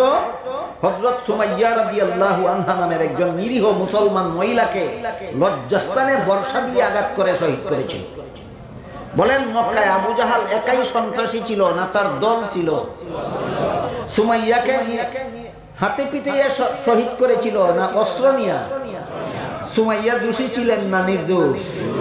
তাইলে আবু জাহাল ছিল সন্ত্রাসী, আবু জাহেলের দল বলছিল সন্ত্রাসী দল। এরা দীর্ঘ 13 বছর পর্যন্ত ইসলাম ধর্মাবলম্বীদের উপর, মুসলমানদের নবীর উপর সন্ত্রাসী হামলা চালিয়েছে দীর্ঘ 13 বছর। কতদিন? আগেই বলেছি, 13 বছর পরে 53 বছর বয়সে আল্লাহ তার রাসূলকে নির্দেশ দিলেন, বাড়ি ঘর, দেশ, ক্যাশ, বিষয় সম্পত্তি, আত্মীয় স্বজন সব ছেড়ে দিয়ে মক্কা শরীফ থেকে হিজরত করে মদিনা শরীফ চলে যান। বাড়ি ঘর, ধন সম্পদ, ক্ষেত খামার নিয়ে গেছিলেন না ফেলে গেছিলেন? সব ফেলে চলে গেছিলেন মক্কায়, মদিনায়। আগের বছর নবী হিজরত করে মদিনা শরীফ গেছিলেন। পরের বছরই আবু জাহাল মক্কা থেকে 950 সন্ত্রাসী নিয়ে মদিনার পথে রওনা হয়েছে হামলা করার জন্য। আগের বছর নবী হিজরত করে মদিনায় গেলেন, পরের বছরই আবু জাহাল কতজন সন্ত্রাসী নিয়ে মদিনায় রওনা হয়েছে? 950। আল্লাহ পাক রব্বুল আলামিন নির্দেশ দিলেন, হে মুহাম্মদুর রাসূলুল্লাহ সাল্লাল্লাহু আলাইহি ওয়াসাল্লাম, 13টা বছর পর্যন্ত একতরফা সন্ত্রাসী হামলা সহ্য করেছেন, আর সন্ত্রাসী হামলা সহ্য করা নয়। এবার আপনাকে জিহাদের মাধ্যমে সন্ত্রাস দমন করার ব্যবস্থা করে বিশ্ববাসীকে একটা সন্ত্রাস মুক্ত পৃথিবী উপহার দিতে হবে। আল্লাহর হুকুমে রাসূল এই মক্কা থেকে আগত 950 অস্ত্র সজ্জিত সন্ত্রাসীদের মোকাবেলায় জিহাদ করার জন্য বের হয়ে গেলেন। মাত্র 313 জন প্রায় নিরস্ত্র নিরীহ মুসলমানদেরকে নিয়ে উভয় পক্ষ মুখোমুখি হইল বদর নামক প্রান্তরে। এটা মুহাম্মদুর রাসূলুল্লাহর 10 বছরের মক্কি জিন্দেগীর সর্বপ্রথম জিহাদ, সর্বপ্রধান জিহাদ। কার মোকাবেলায় বের হয়েছিলেন রাসূল? সন্ত্রাসী দল। কোন কাজে বের হয়েছিলেন? জিহাদে বের হয়েছিলেন। সন্ত্রাসীদের মোকাবেলায় জিহাদ কেন? সন্ত্রাস দমন করার ব্যবস্থা। এবার বলুন, ইসলামের জিহাদই সন্ত্রাস না সন্ত্রাস দমনের চূড়ান্ত ব্যবস্থা? তাইলে ইসলামের জিহাদকে যারা সন্ত্রাস বলে, হয়তো ইহুদি খ্রিস্টান, আর না হয় ইহুদি খ্রিস্টানের দালাল। সন্ত্রাস, জিহাদ সন্ত্রাস নয়, সন্ত্রাস দমনের চূড়ান্ত ব্যবস্থা হইল জিহাদ। মুফাসসিরিনে কেরাম এই বিষয়টা বোঝাবার জন্য একটা চমৎকার উদাহরণ দিয়েছে। উদাহরণটা হইল, মানুষের শরীরে একটা দুরারোগ্য রোগ হয়, অত্যন্ত কঠিন রোগ হয়, পুরান হয়ে গেলে চিকিৎসায় আর কোনো ফল পাওয়া যায় না। এই রোগটার নাম হইল ক্যান্সার। শুনছেন কোনোদিন? ক্যান্সার পুরাতন হয়ে গেলে আর কোনো চিকিৎসা নাই, তার মরণ ছাড়া কোনো পথ নাই। কোন ক্যান্সার যদি প্রাথমিক অবস্থায় ধরা পড়ে, তাইলে শরীরের যে অঙ্গটা ক্যান্সারে আক্রান্ত হয়, অপারেশন করে সেইটা কেটে ফেলে দিলে শরীরের বাকি অঙ্গ রক্ষা করা যায়। বুঝে থাকলে বলুন, প্রাথমিক অবস্থায় ক্যান্সারের সফল চিকিৎসা কি? অপারেশন। মলমে ক্যান্সার ভালো হয় না, ট্যাবলেট খাইলে ক্যান্সার ভালো হয় না, ক্যাপসুল খাইলে ক্যান্সার ভালো হয় না। ক্যান্সারের সফল চিকিৎসা যেভাবে অপারেশন, ঠিক তেমনি ভাবে সারা বিশ্বের মানুষের সমাজটা আল্লাহর দৃষ্টিতে একটা দেহের মতো, একটা শরীরের মতো। এই মানব সমাজে যারা সন্ত্রাসী এরা হইল দেহের ক্যান্সার, আর ইসলামের জিহাদ বিধান হইল এই সন্ত্রাস নামক ক্যান্সারের অপারেশন। উদাহরণগুলি মনে রাখতে হবে। বিশ্ব মানবতার সমাজটাই আল্লাহর দৃষ্টিতে একটা দেহের মতো। মানব সমাজে যারা সন্ত্রাসী এরা হইল সমাজ দেহের ক্যান্সার। মানব সমাজে যারা সন্ত্রাসী এরা সমাজ দেহের ক্যান্সার। আর ইসলামের জিহাদ বিধান এই ক্যান্সারের অপারেশন। যারা সন্ত্রাসী জিহাদের মাধ্যমে এদেরকে অপারেশন করো। যারা সন্ত্রাসী নয়, নিরীহ মানুষ, শান্তিপ্রিয় মানুষ, চাই মুসলমান হোক চাই অমুসলমান হোক, সন্ত্রাসীদের অত্যাচার থেকে এদেরকে হেফাজত করো, রক্ষা করো। এইটাই হইল ইসলামের জিহাদ বিধান। মুহাম্মদুর রাসূলুল্লাহর যুগে কোন মুসলমান সন্ত্রাসী হওয়ার কল্পনাও করা যাইত না। মুহাম্মদুর রাসূলুল্লাহর যুগে যারা সন্ত্রাসী ছিল এরা সবাই ছিল অমুসলমান। এই জন্য আল্লাহ বলেন মুহাম্মদুর রাসূলুল্লাহি ওয়াল্লাযীনা মাআহু আশিদ্দাউ আলাল কুফার। মুহাম্মদুর রাসূলুল্লাহ এবং তার সাহাবায়ে কেরাম ওই সমস্ত অমুসলিমদের বেলায় কঠোর যারা সন্ত্রাসী। এবার বলুন সূরাতুল ফাতহের 29 নম্বর আয়াতের প্রথম অংশের সামান্য কিছু বুঝে থাকলে এবার বলুন মুহাম্মদুর রাসূলুল্লাহ এবং তার সঙ্গী সাথী সাহাবায়ে কেরাম সমস্ত অমুসলিমদের বেলায় ছিলেন কঠোর, না সন্ত্রাসী অমুসলিমদের বেলায় ছিলেন কঠোর? সন্ত্রাসীদের বেলায় কঠোর হওয়াটাই গুণ। সন্ত্রাসীদের বেলায় কঠোর হওয়াটাই গুণ। যেই সমাজে সন্ত্রাসী, যেই শরীরে একটা অঙ্গ ক্যান্সারে আক্রান্ত হইলে অপারেশন করতে গেলে কিছু রক্তপাত হয়, এই কারণে রোগীর প্রতি সদয় হয়ে যদি ডাক্তার তার ক্যান্সার অঙ্গকে অপারেশন করে না, তাহলে এই ডাক্তার রোগীর প্রতি সদয় নয়, নিষ্ঠুর। জানি না কথাটা আপনাদেরকে বুঝাইতে পারলাম। ধরুন একটা কথার কথা, আপনার আঙ্গুলে মুখের গুড়িতে ক্যান্সার হয়েছে। আমি দোয়া করি হাজারবার আপনাদের কারো শরীরে কখনো যেন ক্যান্সার না হয়। আমি কথাটা বুঝাবার জন্য বলছি। এখন কি বলছি বুঝতে পারছেন? আপনার শরীরে ক্যান্সার হইতে বলছি না হাজারবার দোয়া করি ক্যান্সার যেন না হয়? আমি হাজারবার দোয়া করি আপনাদের কারো শরীরে যেন ক্যান্সার না হয়। কথাটা বোঝাবার জন্য বলছি। ধরেন একটা কথার কথা, আপনার আঙ্গুলে মুখের গুড়িতে ক্যান্সার হয়েছে। এখন সফল চিকিৎসা কি? মলম লাগানি না অপারেশন করে আঙ্গুলের মাথা কেটে ফেলে দেওয়া? কেটে ফেলে দেওয়া। কাটতে কিছু রক্তপাত হবে কিনা? কাটতে কিছু রক্তপাত হবে। এই কারণে যদি ডাক্তার আপনার প্রতি সদয় হইয়া আঙ্গুলটা কাটে না, তাহলে সত্যই ডাক্তার আপনার প্রতি সদয় না চরম নিষ্ঠুর? যেইভাবে ক্যান্সারের অঙ্গ অপারেশন করার বেলায় এটা দয়া দেখানি যেমন দয়া নয়, নিষ্ঠুরতা, ঠিক তেমনি ভাবে সন্ত্রাসীদেরকে, সমাজকে সন্ত্রাস মুক্ত করার জন্য সন্ত্রাসীদের বিরুদ্ধে জিহাদ করতে যাদের দয়া মায়া লাগে, এটা দয়া নয়, চরম নিষ্ঠুরতা।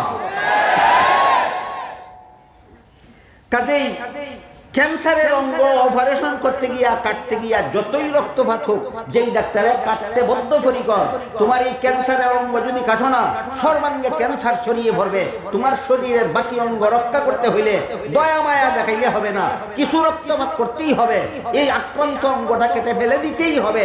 এই রকম মনোভাবাপন্ন ডাক্তার রোগীর প্রতি নিষ্ঠুর নয়, সেই রোগীর প্রতি সদয়।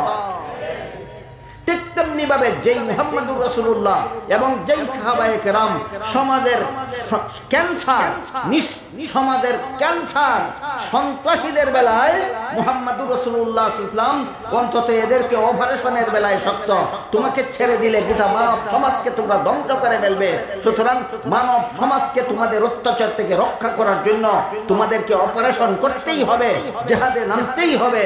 এই জিহাদ হইল ইসলামের পক্ষ থেকে সমাজ দেহের ক্যান্সারের অপারেশন। এবার বুঝে থাকলে বলুন, ডাক্তার ক্যান্সারে আক্রান্ত অঙ্গটা দয়া করে না কাটলেই ভালো, না একটু দুঃসাহসী হয়ে কেটে ফেলাই ভালো? ডাক্তারের ক্যান্সারে আক্রান্ত অঙ্গটা কেটে ফেলার জন্য যতটুকু শক্ত মনের দরকার, এই শক্ত মনটা দুষ্টাগুণ। ঠিক তেমনি ভাবে সমাজের মানুষকে সন্ত্রাসী হামলা থেকে রক্ষা করার জন্য জিহাদের মাধ্যমে সন্ত্রাসকে চূড়ান্তভাবে দমন করার মনোবৃত্তি মুহাম্মদুর রাসূলুল্লাহর একটা পরম গুণ, সাহাবায়ে কেরামের একটা পরম গুণ। এবার বলেন, সন্ত্রাস দমনের জন্য জিহাদে ঝাঁপিয়ে পড়া মুহাম্মদুর রাসূলুল্লাহ এবং তার সঙ্গী সাথীগণের দোষ।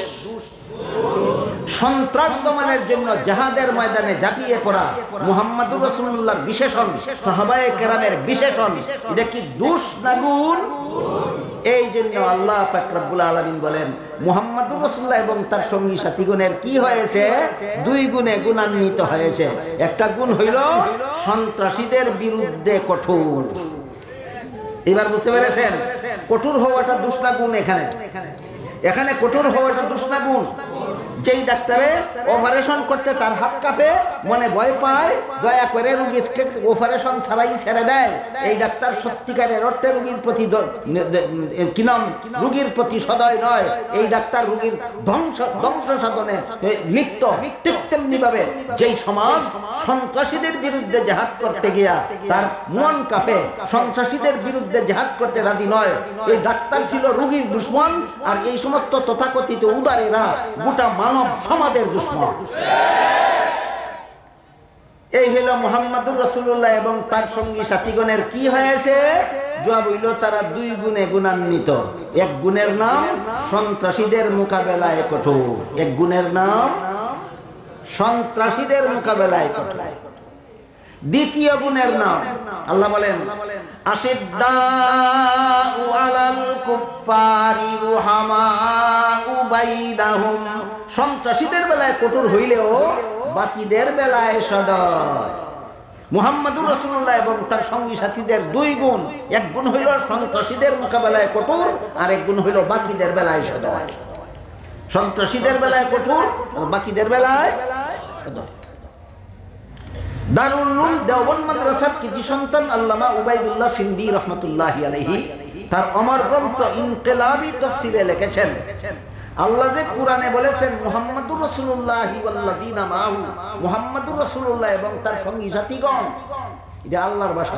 মুহাম্মাদুর রাসূলুল্লাহ এবং তার সঙ্গী সাথীগণ সাবজেক্ট, যদিও পরবর্তী অংশ প্রেডিকেট, কিন্তু এই সাবজেক্টের মধ্যে আল্লাহ দুইটা পক্ষকে একত্র করেছেন, মুহাম্মাদুর রাসূলুল্লাহ এবং তার সঙ্গী সাথীগণ।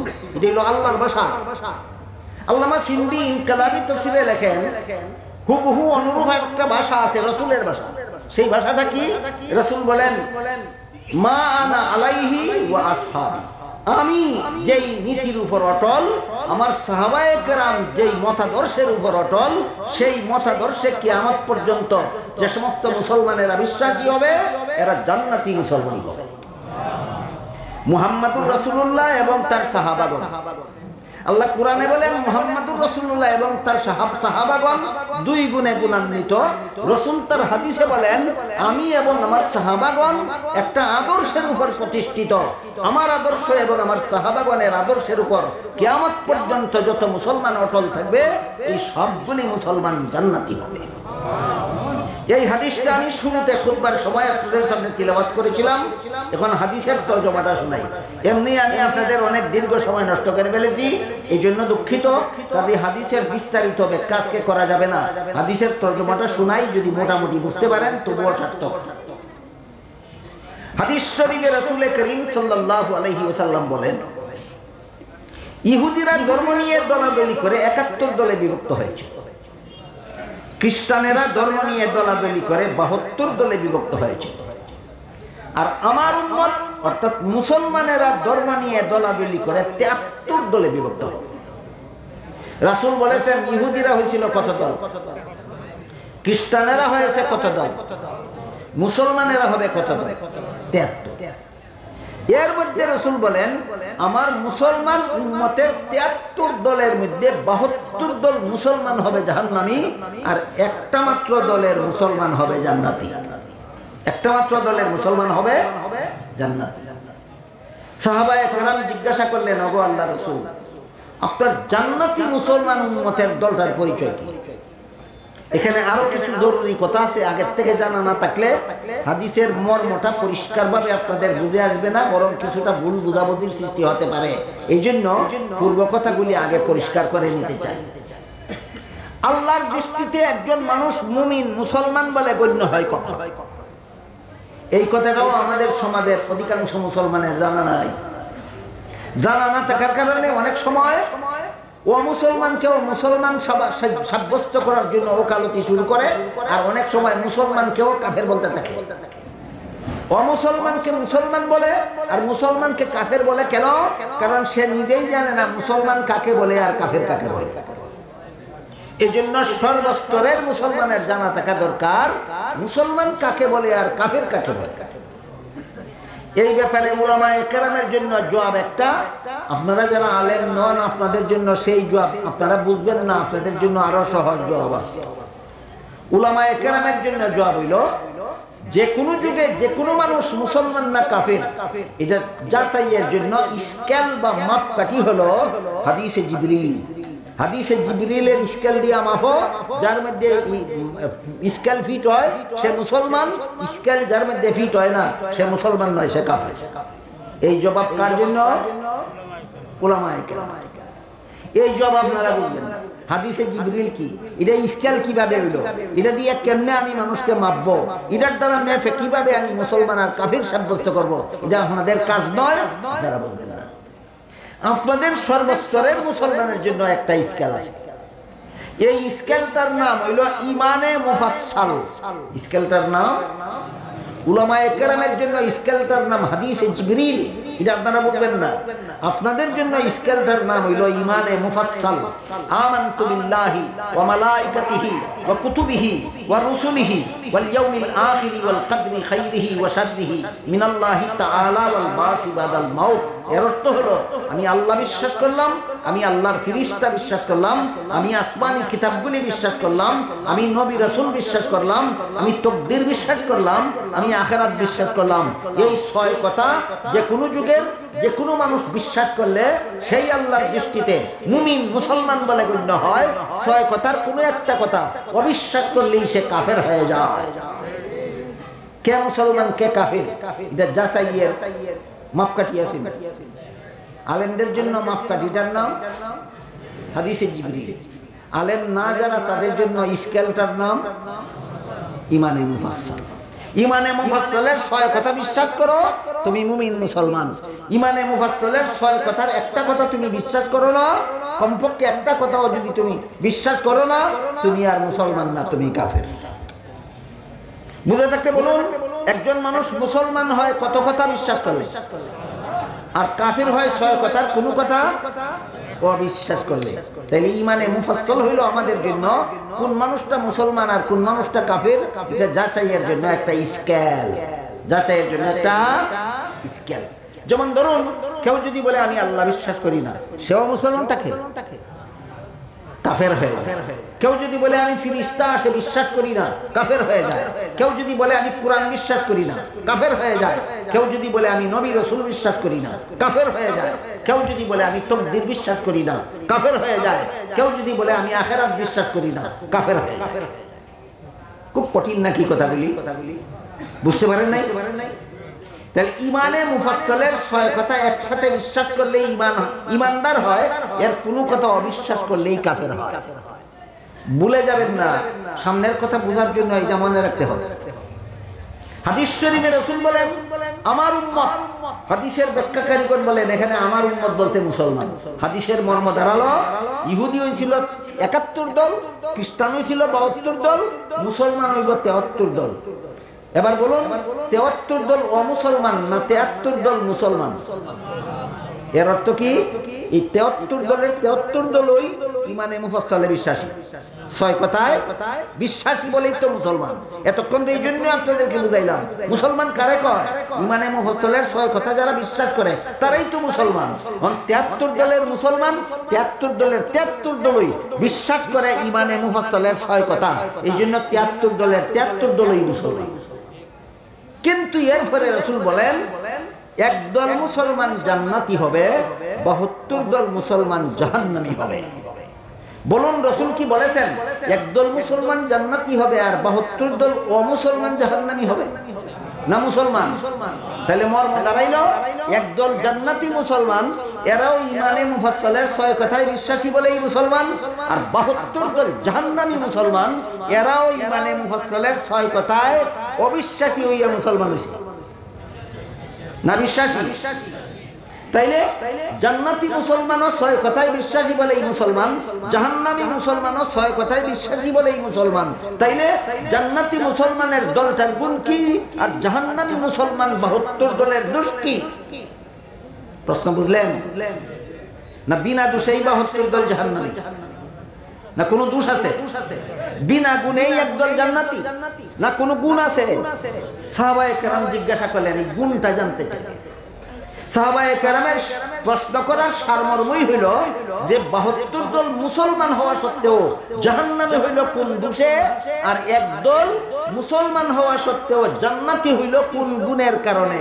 জবাবে রাসূল বলেন, মা আনা আলাইহি ওয়া আসহাবি, আমার সুন্নাত আর আমার সাহাবাগণের জামাত, এই দুইটা স্কেল দিয়ে মাপতে হবে কোন 72 দল মুসলমান কোন দোষের কারণে জাহান্নামী হইল আর একদল মুসলমান কোন গুণের কারণে জান্নাতি হইল। এই দুই পক্ষের দোষ গুণ যাচাইয়ের জন্য আল্লাহ রাসূল বলেন দুইটা স্কেল, দুইটা মাপকাঠি আমার উম্মত তোমাদের হাতে দিলাম। একটা স্কেলের নাম নবীর সুন্নাত আর একটা স্কেলের নাম সাহাবাগণের জামাত। জাহান্নামী মুসলমানদের দোষটা কি, জান্নাতি মুসলমানের গুণটা কি, যাচাইয়ের জন্য দুইটা স্কেল দিয়েছেন রাসূল উম্মতের হাতে। একটা স্কেলের নাম নবীর সুন্নাত আর একটা স্কেলের নাম সাহাবাগণের জামাত। উবাইদুল্লাহ সিন্দি বলেন, রাসূলের ভাষায় মা আনা আলাইহি ওয়া আসহাবি, আর আল্লাহর ভাষায় মুহাম্মাদুর রাসূলুল্লাহি ওয়াল্লাযিনা মাহু। আল্লাহ মুহাম্মাদুর রাসূলুল্লাহি ওয়াল্লাযিনা মাহু বলে যা বুঝাচ্ছেন তার সারমর্ম রাসূলের সুন্নাত এবং সাহাবায়ে কেরামের জামাত বলে তাই বুঝাচ্ছেন। এবার আমরা একটু বোঝার চেষ্টা করি আল্লাহ ইবা কি বুঝাইলেন আর রাসূল ইবা কি বুঝাইলেন। রাসূলের জবাবের সারমর্ম হইল, রাসূলের জবাবের সারমর্ম হইল 6 কথায় বিশ্বাস কইরা যে তোমরা মুসলমান হইছো, 72 দল জাহান্নামীও একদল জান্নাতীও। জাহান্নামী মুসলমানেরাও 6 কথায় বিশ্বাসী, জান্নাতি মুসলমানেরাও 6 কথায় বিশ্বাসী। ওরা জাহান্নামী হওয়ার দোষটা কি? ওরা জাহান্নামী হওয়ার দোষটা হইল 6 কথা বিশ্বাস করে তো ঠিক আছে, কিন্তু 6 কথা মন গড়া ব্যাখ্যা মতো বিশ্বাস করে। এবার বলুন 72 দল 6 কথা বিশ্বাস করা সত্ত্বেও জাহান্নামী হওয়ার দোষটা কি? মন গড়া ব্যাখ্যা। জাহান্নামী হওয়ার দোষটা কি? মন গড়া ব্যাখ্যা। মন গড়া ভাবে 72 দল মুসলমানের 6 কথার 72 রকমের ব্যাখ্যা করে এরা জাহান্নামী সাব্যস্ত হয়েছে। যে একদল মুসলমান জান্নাতি এদের গুণটা কি? রাসূলের জবাবের সারমর্ম হইলে এদের গুণটা হইল এরা 6 কথা মন গড়া ব্যাখ্যা মতো বিশ্বাস করে না, এরা 6 কথা বিশ্বাস করে মুহাম্মাদুর রাসূলুল্লাহি ওয়াল্লাযিনা মাহু মা আনা আলাইহি ওয়া আসহাবি, এই মাপকাঠি মতো 6 কথা বিশ্বাস করে, অর্থাৎ সহিহ ব্যাখ্যা মতো 6 কথা বিশ্বাস করে। 6 কথার যে ব্যাখ্যা নবীর সুন্নতে পাওয়া যায়, 6 কথার যে ব্যাখ্যা সাহাবায়ে কেরামের জামাতে পাওয়া যায়, সেই ব্যাখ্যা মতো এরা 6 কথা বিশ্বাস করে। এই জন্য এই গুণের কারণে এরা জান্নাতি। তাহলে 6 কথার মন গড়া ব্যাখ্যা হইল জাহান্নামী হওয়ার কারণ, মন গড়া 6 কথার সহিহ ব্যাখ্যা হইল জান্নাতি হওয়ার কারণ। সহিহ ব্যাখ্যা 2 ঠিকানায় পাওয়া যায়, এক ঠিকানার নাম নবীর সুন্নাত আর এক ঠিকানার নাম সাহাবায়ে কেরামের জামাত। এই জন্য এই দলের নাম আহলে সুন্নাত ওয়াল জামাত। এই আলোচনাটাও আমি অতীতে কোনো না কোনো বছর আপনাদের সামনে সবিস্তারে করেছি। যারা ছিলেন না অথবা ছিলেন কিন্তু মনে নাই, তাদের জন্য আজকে আবারও আলোচনা করলাম আহলে সুন্নাত ওয়াল জামাত কারে কয়? যারা আল্লাহকে মন গড়া মতে ব্যাখ্যা করে এরা আহলে সুন্নাত ওয়াল জামাত নয়। যারা ফেরেশতার ব্যাপারে মন গড়া ব্যাখ্যা করে এরা আহলে সুন্নাত ওয়াল জামাত নয়। যারা আসমানি কিতাবের মন গড়া ব্যাখ্যা করে এরা আহলে সুন্নাত ওয়াল জামাত নয়। যারা নবী রাসূলকে মন গড়া ব্যাখ্যা করে এরা আহলে সুন্নাত ওয়াল জামাত নয়। যারা তাকদীরকে মন গড়া ব্যাখ্যা করে এরা আহলে সুন্নাত ওয়াল জামাত নয়, যারা আখিরাতকে মন গড়া ব্যাখ্যা করে এরা আহলে সুন্নাতুল জামাত নয়, যারা সহি ব্যাখ্যা করে এরা সহি ব্যাখ্যা পাইল কোথায়? দুই ঠিকানায়, এক ঠিকানা নবীর সুন্নত আর এক ঠিকানা সাহাবাগণের জামাত। নবীর সুন্নতের ব্যাখ্যা মতো সহি কথা যদি মানি, সাহাবায়ে কেরামের জামাতের ব্যাখ্যা মতো যদি সহি কথা মানি, তাইলে আমার সহি কথা সহি ব্যাখ্যা মতে মানা হইলো এই গুণের কারণে আমি জান্নাতি, এই কারণে আমার নাম আহলে সুন্নাত ওয়াল জামাত। এই হাদিসের যত সামান্য ব্যাখ্যা আপনাদের সামনে তুলে ধরেছি, এর দ্বারা আরেকটা সার মর্ম পাওয়া যায়, যেটা বলে আমি 1-2 মিনিটের মধ্যে আমার কথা শেষ করার চেষ্টা করতেছি। সেটা হইল নবীর সুন্নত এবং সাহাবায়ে কেরামের জামাতকে এই হাদিসে 6 কথা কারা মন গড়া মতো ব্যাখ্যা করে আর কারা সহি ব্যাখ্যা করে, এই কথাটা জানার জন্য আল্লাহর রাসূল 2টা জিনিসকে মাপকাঠি সাব্যস্ত করে দিয়েছে। মুসলমানদের 72 দল বাতিল আর একটা দল হক। বাতিল দলগুলি যাবে জাহান্নামে আর হক দল যাবে জাহান্নামে। ওই 72টা বাতিল দল থেকে একটা হক দলকে পরিষ্কারভাবে চিনার জন্য আল্লাহ রাসূল 2টা মাপকাঠি ধার্য করে দিয়েছেন। একটা মাপকাঠির নাম নবীর সুন্নত আর একটা মাপকাঠির নাম সাহাবাগণের জামাত, যা আল্লাহর ভাষায় মুহাম্মাদুর রাসূলুল্লাহি ওয়াল্লাযিনা মাআহু, আর নবীর ভাষায় মা আনা আলাইহি ওয়া আসহাবি। সুতরাং নবী যেভাবে মুসলমানের বাতিল দলগুলির থেকে হক দলগুলি চিনার জন্য হকের মাপকাঠি, ঠিক তেমনি ভাবে সাহাবায়ে কেরামের জামাতও 72 দল জাহান্নামী মুসলমান থেকে একদল জান্নাতি মুসলমানকে পরখ করে চিনার জন্য সত্যের মাপকাঠি। যারা বলে শুধু রাসূল সত্যের মাপকাঠি, সাহাবা সত্যের মাপকাঠি নয়, এরা বলে রাসূল অনেক গুনাহ করেছেন। আমরা যখন বলি সাহাবায়ে কেরাম সত্যের মাপকাঠি, এই হাদিসের দ্বারা সাব্যস্ত, সুনিশ্চিতভাবে সাব্যস্ত, তখন তারা বলে সাহাবায়ে কেরাম তো গুনাহ করেছেন, কাজেই তারা যদি মাপকাঠি হয়ে থাকেন তাহলে তো আমাদেরও গুনাহ করতে হবে। আমি প্রশ্নের জবাবটা একটু সময়ের জন্য মুলতবি রাখলাম। যারা বলে সাহাবীরা গুনাহ করেছে এই জন্য সাহাবীরা উম্মতের জন্য সত্যের মাপকাঠি হতে পারে না, এরাই বলে আল্লাহ তাআলা নবীগণের মাধ্যমে নবীগণের পদস্খলন ঘটাইয়া এদেরকে গুনাহ করতে দেন, যেন সাধারণ মানুষে বুঝে যে এরাও মানুষ, এরা খোদা না, নবীগণও খোদা না, এরাও মানুষ বুঝাবার জন্য আল্লাহ ইচ্ছাকৃতভাবে নবীগণের দ্বারা গুনাহ করান। নবীগণ গুনাহ করেন কিনা এই ব্যাপারে আলোচনা খুব পরিষ্কারভাবে আমি বেশ কিছুক্ষণ আগে করেছি আপনাদের সামনে। বুঝে থাকলে বলুন, তখনকার আলোচনা মনে থাকলে বলুন, গুনাহগারকে আল্লাহ নবী বানান? যাদেরকে আল্লাহ নবী বানান তারাও কি গুনাহ করেন? এইটা হলো আসল কথা। কিন্তু যারা বলে সাহাবায়ে কেরাম গুনাহ করেন এই জন্য তারা সত্যের মাপকাঠি হতে পারেন না, এরা কয় সমস্ত নবীগণকে দিয়ে আল্লাহ গুনাহ করায়, তো যে সাহাবী গুনাহ করে এই কারণে যদি সাহাবী মাপকাঠি হতে পারে না, তো যে নবী রেডি আল্লাহ গুনাহ করাইলো সেই নবী কেমনে সত্যের মাপকাঠি দিল? তোমার কথা তো স্ববিরোধী হইল।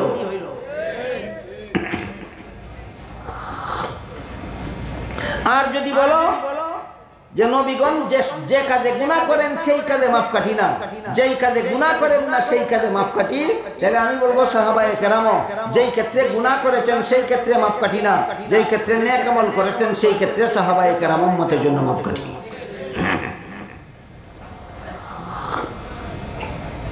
আল্লাহ পাক রব্বুল আলামিন কোরআনের আয়াতে বলেন, فَإِنْ آمَنُوا بِمِثْلِ مَا آمَنْتُمْ بِهِ فَقَدِ اهْتَدَوْا وَإِنْ تَوَلَّوْا فَإِنَّمَا هُمْ فِي شِقَاقٍ فَسَيَكْفِيكَهُمُ اللَّهُ وَهُوَ السَّمِيعُ الْعَلِيمُ।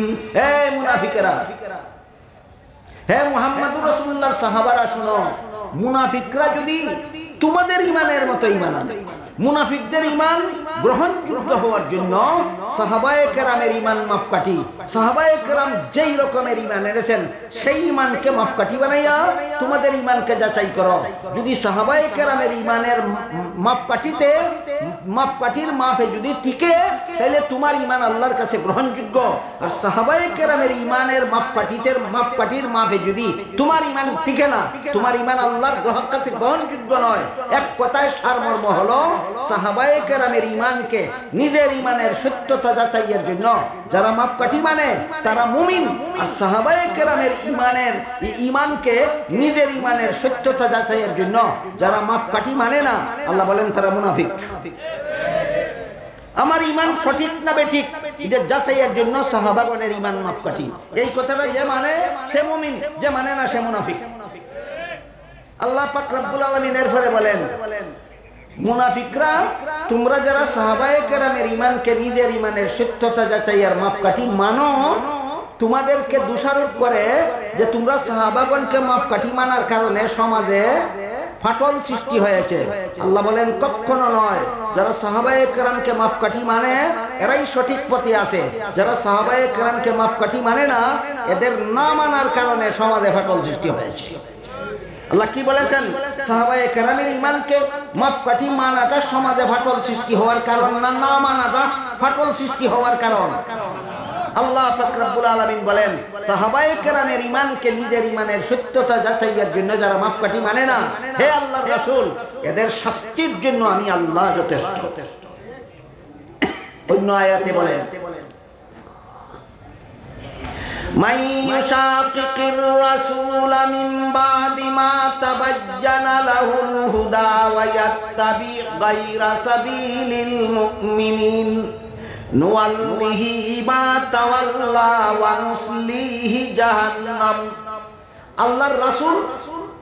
আল্লাহর রাসূলের তরিকায় এবং এই সমস্ত মুমিনদের তরিকায়, মান ইউশাকির রাসূলা মিন বাদি মা তাবাজ্জানা লাহুল হুদা ওয়া ইয়াত্তাবি গায়রা সাবিলিল মুমিনিন, হেদায়েতের কথা পরিষ্কারভাবে বলে দেওয়ার পরও রাসূলের তরিকায় যারা ফাটল সৃষ্টি করবে আর এই সমস্ত মুমিনদের পথ ছেড়ে দিয়ে ভিন্ন পথে যারা চলবে। তাফসীরের কিতাবে লেখা আছে আল্লাহ এখানে এই সমস্ত মুমিন বলতে মুহাম্মদুর রাসূলুল্লাহর সাহাবাগণ বুঝিয়েছেন।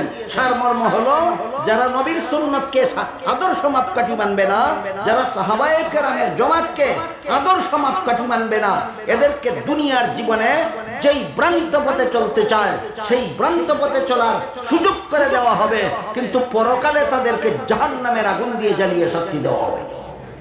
নবীর সুন্নতকে যেমন ভাবে আদর্শ মাপকাঠি মানতে হবে নিজের ঈমান সঠিক না বেঠিক যাচাইয়ের জন্য, ঠিক তেমনি ভাবে সাহাবায়ে কেরামের জামাতকে আদর্শ মাপকাঠি মানতে হবে নিজের ঈমানের সত্যতা যাচাইয়ের জন্য। যারা মানবে না, আল্লাহ বলেন দুনিয়াতে যে কোনো গুমরাহির পথে তোমরা চলো, পরকালে তোমাদের শাস্তি হবে জাহান্নামের আগুন।